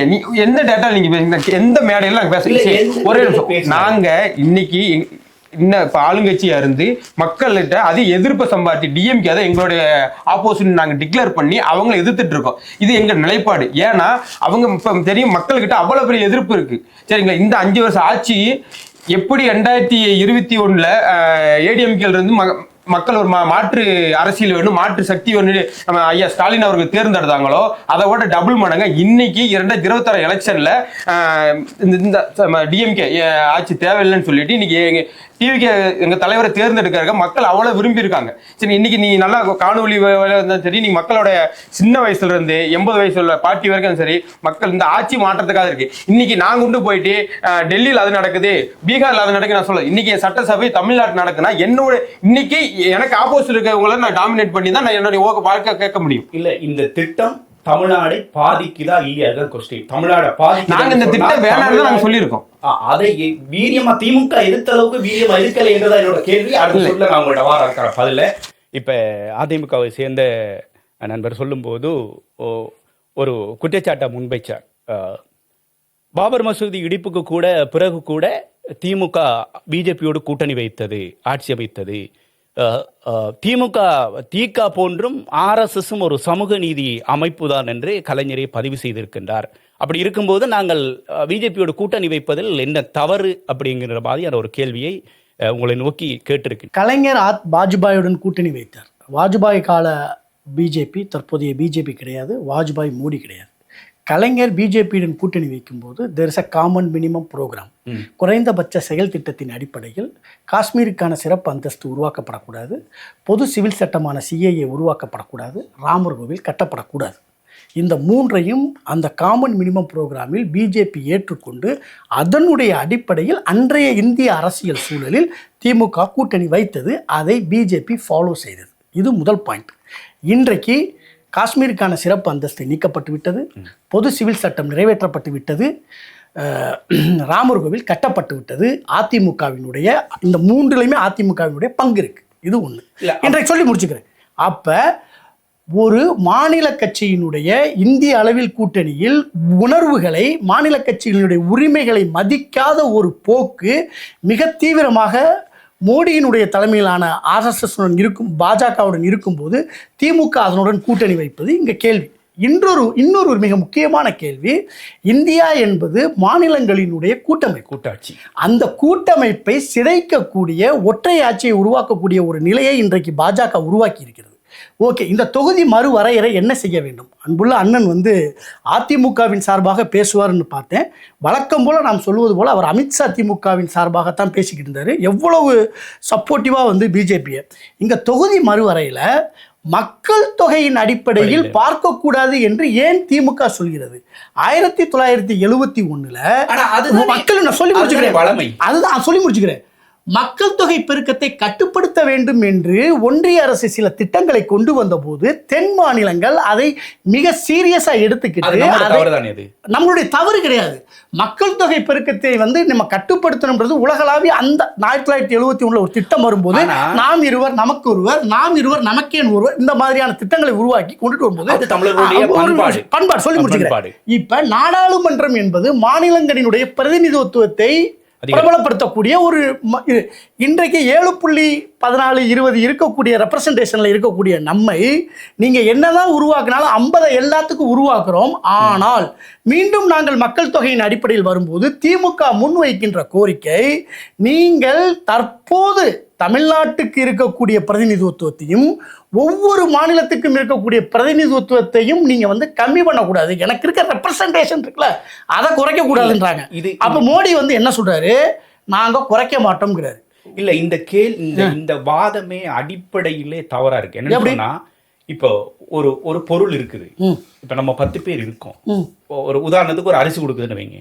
உங்க குடும்பத்துல 3 பேர் இருக்கீங்க, எங்க குடும்பத்துல 4 பேர் இருக்கேன். சரி. அப்ப ஒரு குடும்பத்துல எத்தனை பேர் இருக்காங்களோ அதுக்கு ஏற்ற மாதிரி தானே பிரிச்சு கொடுக்கணும். ஆமா சார், நீங்க என்ன பண்றீங்க? 3 பேர் நல்லா வாழ்ந்து நீங்க என்ன பண்றீங்கன்னா, நீங்க அடுத்த கட்ட லெவலுக்கு போயிட்டீங்க. போனதுக்கு அப்புறம் அவங்க என்ன சொல்றாங்க? சொத்தை பிரிக்கும் போது இவன் வாழாம கொள்ளாம 4 பேர் 40 பேரா மாறி இருக்கிற சொத்துல பாதி அதைத்தான் தவறான சட்டம் என்று திமுக உறக்க பேசுகிறது. சட்டத்துலதான் பிரச்சனை, அதைத்தான் சொல்லுது. சட்டத்தை நீங்க மாற்றாதீங்கன்னு சொல்லிட்டு அந்த சட்டத்தை கிழித்து எறிகிறார். மக்கள்கிட்ட சொல்றாரு, நம்ம தமிழ்நாட்டினுடைய உரிமைகள் பாதிக்கப்படுது, தமிழ்நாட்டினுடைய ரெப்ரசன்டேஷன் பாதிக்கப்படுது, நம்மகிட்ட இருந்து போகக்கூடிய எம்பிக்கள் 50 கிடையாது, அங்கிருந்து 150 பேர் வர்றான். அப்போ குரல் வழி நெருக்கப்படும். தமிழ்நாடு மட்டுமல்ல, தென் மாநிலங்கள் கர்நாடகா, ஆந்திரா, தெலுங்கானா, கேரளா, இந்த 4ஐ விட்டுவிட்டு 450 இருக்கக்கூடிய வட மாநிலத்தை மட்டும் வச்சு இந்தியாவை ஆட்சி செய்யக்கூடிய ஒரு போக்கு நடந்தால் நாளைக்கு நம்மளுடைய உரிமைகளுக்கான குரல்களை யார் எழுப்புவார்கள்? அதெல்லாம் கரெக்ட் தான். இன்னொரு கேள்விக்கு வந்துடுறேன். இப்போ இவர் என்ன சொன்னார்னா, பதப்பெரும்பான்மை வாதம்னா எங்கே இருக்குன்னு கேட்டார். இன்றைக்கு பார்த்தீங்கன்னா ரொம்ப வேதனை எனக்கு. அண்ணன் எடப்பாடி அதெல்லாம் அனுசரித்து போவார்னு நினச்சேன். ஒரே ஒரு பாளையங்கோட்டையில் திருநெல்வேலியில் ஒரு இஸ்லாமிய வேட்பாளரை போட்டு வச்சிருக்காரு. தமிழ்நாட்டில் முதல் முறையாக அதிமுகவில், மற்றபடி யாருமே கிடையாது. இதைத்தான் நம்ம திருப்பி திருப்பி சொல்லிக்கிட்டு இருக்கோம். எல்லோருமே வாழணும்ல. ஆமா, எல்லோருமே வாழணும். அப்ப இன்னைக்கு அதிமுகவை ஆதரிக்கணும் சிறுபான்மையினர்னா சிறுபான்மையினர் யார் அரவணைக்கணும்? இல்லை இப்ப சரி, திமுக எத்தனை எம்எல்ஏ சீட்டு கொடுத்துருக்காங்க? 162ல 162ல 14 பேர் வந்து திமுக கூட்டணியில் நிக்கிறாங்க. கூட்டணி எல்லாம் பேசாதீங்க. ஆமாண்ணே. திமுக எத்தனை 4 பேர்? பேர். திமுக 4 பேர். ஏன் 4 பேரு? ஆமா, எதனாலண்ணே? நாலு பேர் கொடுக்கலாம்ல. சிறுபான்மைக்கு கொடுத்துருக்காங்க. ஏனே கொடுக்கலாம்லண்ணே? அதை கூட்டணி கட்சி கொடுக்கலாம்ல. ஒட்டுமொத்த சிறுபான்மையினரும் இங்க கூட்டணி கட்சிக்கு வந்தாச்சு. இல்லண்ணே, கூட்டணி கட்சிக்கு வந்திருக்காங்க. சமூக நீதியை தூக்கி நிறுத்திட்டோம் சொல்றீங்க. ஏன்னா 4 பேர் நிறுத்துறீங்க? 40 சீட்டு கொடுக்கலாமே. 40 சீட் இல்லைங்க, இங்க இதைத்தான் இப்ப பேசிக்கிட்டு இருக்கோம். 162 எங்க இருக்கு? 162 எங்க இருக்கு?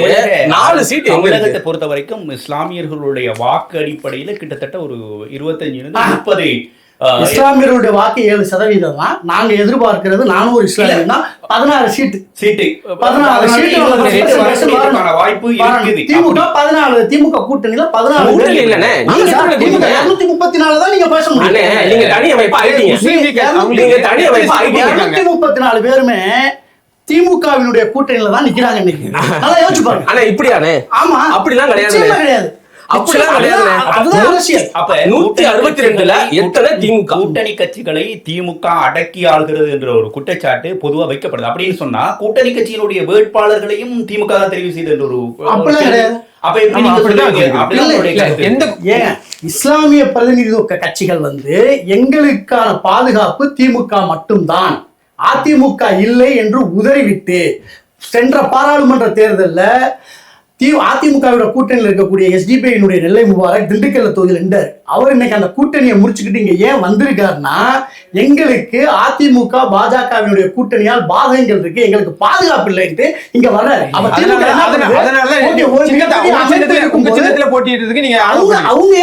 அதனாலதான் அவங்க சின்னத்தை மறைக்கப்பட்டு அவங்க இதை செஞ்சுட்டு அப்ப நீங்க எங்களுடைய சின்னத்தை இல்ல பிரதர், தனியா ஒரு கட்சி வச்சவங்களுக்கு உங்களுக்கு ஒரு சீட்டு கொடுக்குறேன். அது தமிழ்நாட்டுல 7% சிறுபான்மையினர். அப்ப அவங்களுக்கு தனியா வந்தாங்க.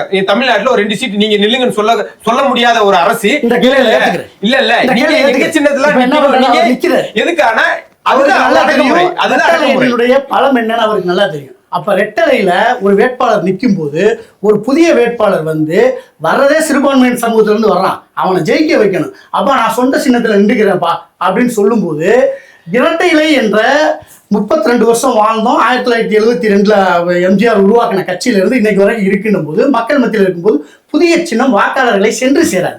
இது வந்து எலக்ட்ரோரல் டாக்டிக்ஸ்ல தன்னை நம்பி வந்த ஒரு மாற்று கட்சிக்கு தன்னுடைய சின்னத்தை அவர்களுடைய பாமக நல்லா தெரியும். ஐயா வைகோ அவர்கள் கட்சியை வச்சு இங்க கூட்டணியில் இருக்காங்க.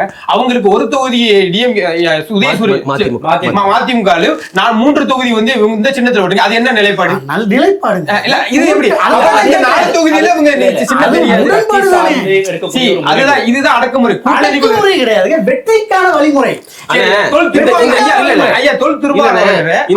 தமிழ்நாடு சட்டசபையில போட்டு பண்ணவரை எதுக்காக வாபஸ் வாங்கினாரு?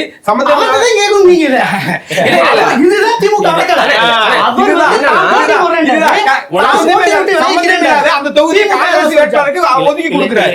இதுதான் அந்த விஷயத்துல திருமாவளவன் அவர்கள் வந்து தான் காட்டுமன்னார் கோயில்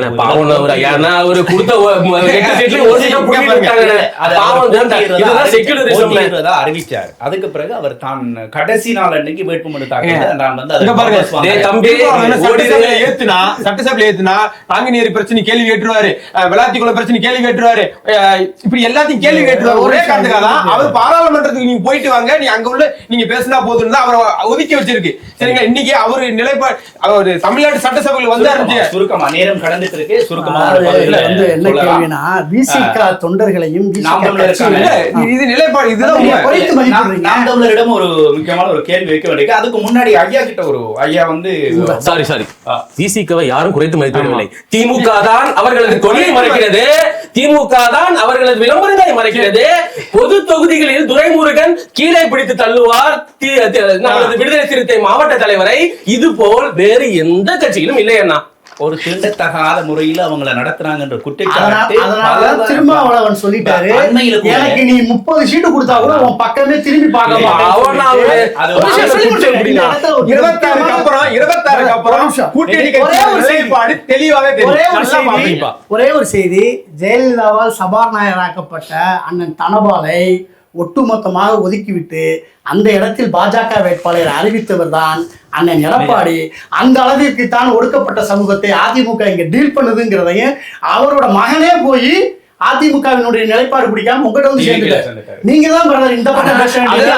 ஆனா நாங்க ஏன் பேசல? நீங்க அதே இருக்கிறப்ப சிறுபான்மைக்கு நீங்க எவ்வளவு வாக்கு இது பர்சன்டேஜ் கொடுத்துருக்கீங்க, எத்தனை சீட்டு கொடுத்துருக்கீங்க பாக்குறோம். எங்க சைடு நாங்க எத்தனை கொடுத்தீங்க? 38 மாவட்ட செயலாளருக்கு பத்தி கொடுத்துருக்காரு.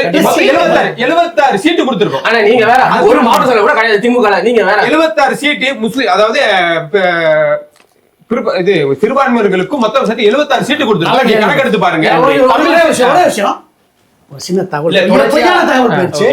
திமுகவில் ஒரு மாவட்ட செயலாளர் கூட சிறுபான்மையினர் இல்லைன்னாரு. 3 மாவட்ட செயலாளர்கள், 3 மாவட்ட செயலாளர்கள் இருக்காங்க. தலித்ல அண்ணன் தென்காசி மாவட்ட செயலாளர் அண்ணன் ராஜா இப்போது வாசுதேவநல்லூர் தொகுதி இல்லையா, அவர் மாவட்ட செயலாளர். குற்றச்சாட்டுகளை நீங்க சொல்லணும். அவர் ஒரு மாவட்ட செயலாளர். திமுகவுல 3 சிறுபான்மையினர் மாவட்ட செயலாளர் அண்ணன் அப்துல் வஹாப் இருக்காரு, செஜி பஸ்தான் இருக்காரு, அவரு நாசர் இருக்காரு. அவங்க பொய்யான செய்திகளை தொடர்ந்து பதிவு வைக்கணும். கேட்கிற கேள்வி விதம் வேணுமென்றா அவர் சொன்னார் இல்ல இல்ல கேள்வி அது இருக்காங்க. கேள்வி கேட்ட டோனோ அல்லது கேள்வி கேட்ட விதமோ தவறா இருக்கலாம். ஆனா கொடுத்திருக்கீங்க, பிரதிநிதித்துவ அடிப்படையில கொடுத்திருக்கீங்களா, சமூக பிரதிநிதித்துவ அடிப்படையில அது கொடுத்திருக்கீங்களா என்றுதான் அந்த ஒரு நியாயமான கேள்வியா இருக்க முடியும். தொடர்ச்சியா நாம் தமிழருக்கான வாய்ப்பு நம்ம கொடுக்கணும். அந்த கேள்விக்கு நாம் தமிழர்கிட்ட கேள்விக்கு போறதுக்கு முன்னாடி ஒரு சுருக்கமா ஒரு விஷயத்தை நான் உங்களுக்கு ஞாபகப்படுத்திட்டு அடுத்த கேள்விக்கு போகலாம். நீங்க கடைசியா முடிக்கும் போது அதுக்கு பதில் சொன்னாச்சு. தொடர்ச்சியா நீங்க பிஜேபி எதிர்ப்பு மனநிலையில் இருக்கிறீங்க. ஓகே, பிஜேபி இதெல்லாம் செய்தது. சிஏஏ பிஜேபி கொண்டு வந்துச்சு, என்ஐஏசி கொண்டு வந்துச்சு, மாநில பட்டியலிருந்து கல்வியை எடுத்துச்சு.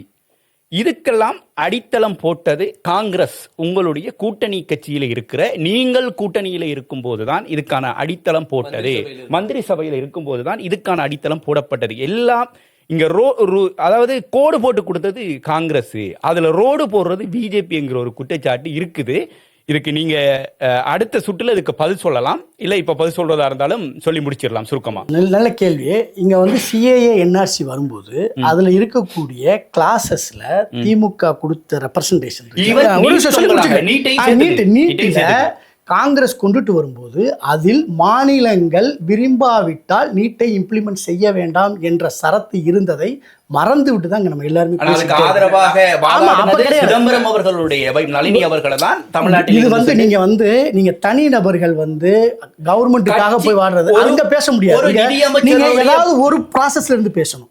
இங்க காங்கிரஸ் அரசு மாநிலங்களினுடைய உரிமைகளை, காங்கிரஸ் தேவதூதன் கிடையாது, மாநிலங்களின் உரிமைகளை பிஜேபியை விட ஒரு அளவிற்கு குரல் கொடுத்து கேட்டதுங்கிறத நான் இங்க பதிவு செய்ய. ஆனா இப்ப பிஜேபி செய்யற அத்தனை பிஜேபி நசுக்கி விட்டது. நீ பேசவே பேசாத, நான் என்ன சொல்றேனோ செய், அது ஓகேவா இல்ல சரிவா உட்காந்து இல்ல. அந்த பிஜேபிக்கு இதெல்லாம் நீங்க செய்யுங்கன்னு சொல்லி ஓட்டு கொடுத்து எல்லா திட்டங்களும் முதல்ல அறிவிச்சு பண்ணது காங்கிரஸ் நல்லவரா? நீங்களும் அதே காங்கிரஸோட கூட்டணி போறதுக்கு முயற்சிட்டீங்க. இதெல்லாம் உங்களுக்கு அப்ப ஞாபகத்துல வர நீ கொஞ்சம் கூட்டணி போய் நீங்க பாத்தீங்களா? சொல்லிருக்காரு உங்க தலைவர் காங்கிரஸ் நல்ல கட்சி அப்படின்னு. காங்கிரஸ் நல்ல நீ அத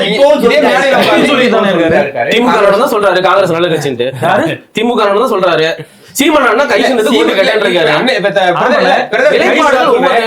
இப்ப சரி, இது வந்துடலாம். ஐயா அதுக்கான நினைவு கருத்தை சொல்லிட்டாரு. நாம் தமிழர்கிட்ட மிக முக்கியமான ஒரு கேள்வி. கட்சி ஆரம்பிச்சதுலேருந்து திமுக, அதிமுக, தேசிய கட்சிகள், பாஜக, காங்கிரஸ் எல்லாத்தையும் எதிர்த்துட்டு வந்தீங்க. தேசிய கட்சிகளோடும் கூட்டணி இல்லை, திமுகவோடும் கூட்டணி இல்லை அப்படின்னு, திராவிட கட்சிகளோட யாரோடையும் கூட்டணி இல்லைன்னு மூர்க்கத்தனமான ஒரு எதிர்ப்பு திராவிட கட்சிகளை. இப்போ டிவிக்கு வந்தோடனே அப்படியே அதை விட்டுட்டு அப்படியே டிவிக்கு அடிக்கிறதுக்கான காரணம் என்ன? ஆனால் விட்டுட்டு அடிக்கிறது அப்படின்லாம் இல்லை. இப்போ நீங்கள் எடுத்து பார்த்தீங்கன்னா சீமான் அண்ணன் வந்து பேசுகிற ஒரு இடத்துல 50 நிமிஷமோ 1 மணி நேரமோ பேசுகிறாரு. அதில் குறைஞ்சபட்சம் 7 to 10 நிமிஷம் பேசுகிறாரு. அந்த 10 நிமிஷம் மட்டும்தான் மீடியாக்கள் எல்லாம் எடுத்து போட்டு இது பண்ணுறாங்க. அது ஒன்று மறுக்கிறீங்களா நீங்கள்? நான் மறுக்கிறேன். சரி இருங்க. ஏன்னா இந்த 10 நிமிஷம் தான் பேசுறாரு. அந்த 10 நிமிஷத்தை எடுத்து தான் இது பண்றாங்க. சாட்டை ஒருத்தர் தான் அவரை பத்தி அதிகமாக விமர்சனம் பண்றாரு. அதுக்கு காரணம் என்ன? இல்லை நான் பேசுங்க. ஏன்னா சாட்டை துறைமுருகன் ஒருத்தர் மட்டும்தான் தாவேக்காவை கடுமையாக பேசுறது, எல்லாமே அதிகமாக பேசுறது அவர் ஒரு ஆள் தான்.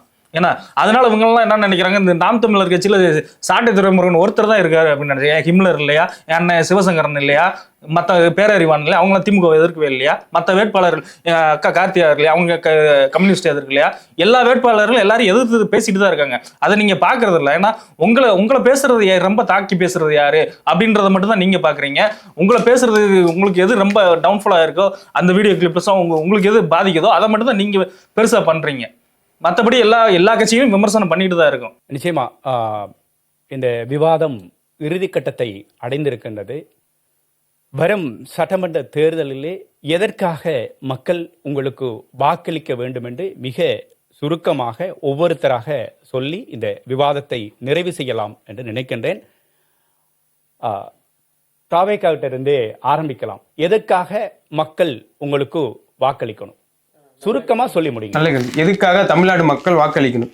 ஏன்னா இத்தனை வருட ஆட்சியில் பார்த்தீங்கன்னா கடந்த 5 வருடமும் சரி, இதுக்கு முன்னாடி ஆண்ட 70 வருஷ ஆட்சியிலும் சரி, மக்களுக்கு அடிப்படை உரிமை கூட இன்னும் எதுவுமே போய் சேரலை. இப்போ குழந்தைகளுக்கு பாதுகாப்பாக இருக்கட்டும், பெண்களுக்கான இதாக இருக்கட்டும், பசங்களுக்கான வேலை வாய்ப்பாக இருக்கட்டும், எதுவுமே இன்னும் முழுமையாக போய் சேரலை. அப்படி நிலையில் தான் நம்ம தமிழ்நாடு இருக்குது. இப்போ மது, போதைப்பொருள் இப்படி தமிழ்நாட்டில் அதிகமாக வீரியமாக போய் செயல்பட்டுட்டு இதனால தான் பெரிய குற்றங்கள் நடந்துட்டு இருக்கு. இப்போ சமீபத்தில் பார்த்தீங்கன்னா இது நிறைய ரவுடிஸும் கூட்டிகிட்டு இருக்கு. இதெல்லாம் மாறணும். தமிழ்நாடு நல்வழிக்கு போகணும். இளைஞர் எதிர்காலத்துக்கு கொண்டு போகணும். பெண்கள் சேஃப்டி கொண்டு வரணும்னா வருகின்ற சட்டமன்றத்தில் அது இன்னும் 3 நாள் தான் இருக்குது.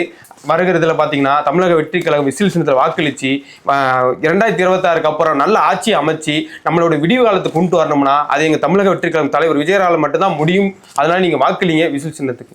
நன்றி. அடுத்து அதிமுகவை சேர்ந்த நண்பர் வாசுதேவன் அவர்கள், உங்களுக்கு எதற்காக மக்கள் வாக்களிக்க வேண்டும்? வணக்கம். நம்ம வந்துட்டு அதிமுகவை தேர்ந்தெடுக்க வேண்டிய கட்டாயம் தமிழக மக்களுக்கு எதுக்கு இருக்குன்னு நான் சொல்ல வரேன் அப்படின்னா, கோவிட்-19 பெருந்தொற்று காலத்தில் எடப்பாடியாரோட ஆட்சி திறமையை பற்றி மக்கள் எல்லாருக்கும் நல்லா தெரியும். அது ஒரு எக்ஸாம்பிள் நான் சொல்லிக்கிறேன். அம்மா உணவகம்ங்கிறது எவ்வளவு சிறப்பாக செயல்பட்டது, அதை திமுக அரசு மூடிடுச்சு. அதை திருப்பி கொண்டு வர்றதுக்கு கண்டிப்பாக ரெட்டலைக்கு நீங்கள் வாக்களிக்கணும்னு நான் சொல்லிக்கிறேன். டெல்டா பாதுகாப்பு மண்டலம் கொடுத்தது விவசாயி அண்ணன் எடப்பாடிங்கிறத மனசுல வச்சுக்கிட்டு டெல்டாக்காரங்க கண்டிப்பா ரெட்டலைக்கு தான் போடணுங்கிறத நான் இங்க தெளிவா சொல்றதுக்கு விருப்பப்படுறேன். முத்தாய்ப்பா இந்த பொருளாதார நெருக்கடி சமாளிக்கிறதுக்கு ஆட்சிக்கு வந்தவுடன் 10,000 ரூபாய் குடும்ப அட்டைகளுக்கு கொடுக்க போறோம். 2,000 ரூபாய் மகளிருக்கான உரிமை தொகையாக கொடுக்க போகிறோம்.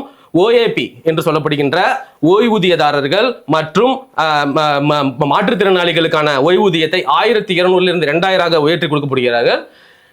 மற்றும் முத்தாய்ப்பாக அரசு பள்ளியிலிருந்து வரும் மாணவர்களுக்கு மருத்துவ படிப்பில் 10% இடஒதுக்கீடு, 3 LPG சிலிண்டர் வருஷத்துக்கு இலவசமாக நம்ம ஏடிஎம்கே பீரியட் வந்தோன்னு கொடுக்க போறாங்க.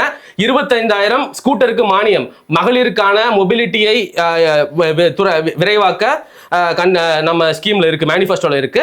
இதெல்லாம் மனசுல வச்சு மக்கள் இரட்டை இலை சின்னத்திற்கும் அதன் தோழமை கட்சிகளுக்கு அதன் தாமரை சின்னத்திலும் வாய்ப்பளிக்க கேட்டுக்கொள்கிறேன். முக்கியமா இந்த கஞ்சா கலாச்சாரம், கள்ளசாராய கலாச்சாரம் ஒழிவதற்காக இரட்டை இலைக்கு வாய்ப்பளிப்பதற்காக. நன்றி.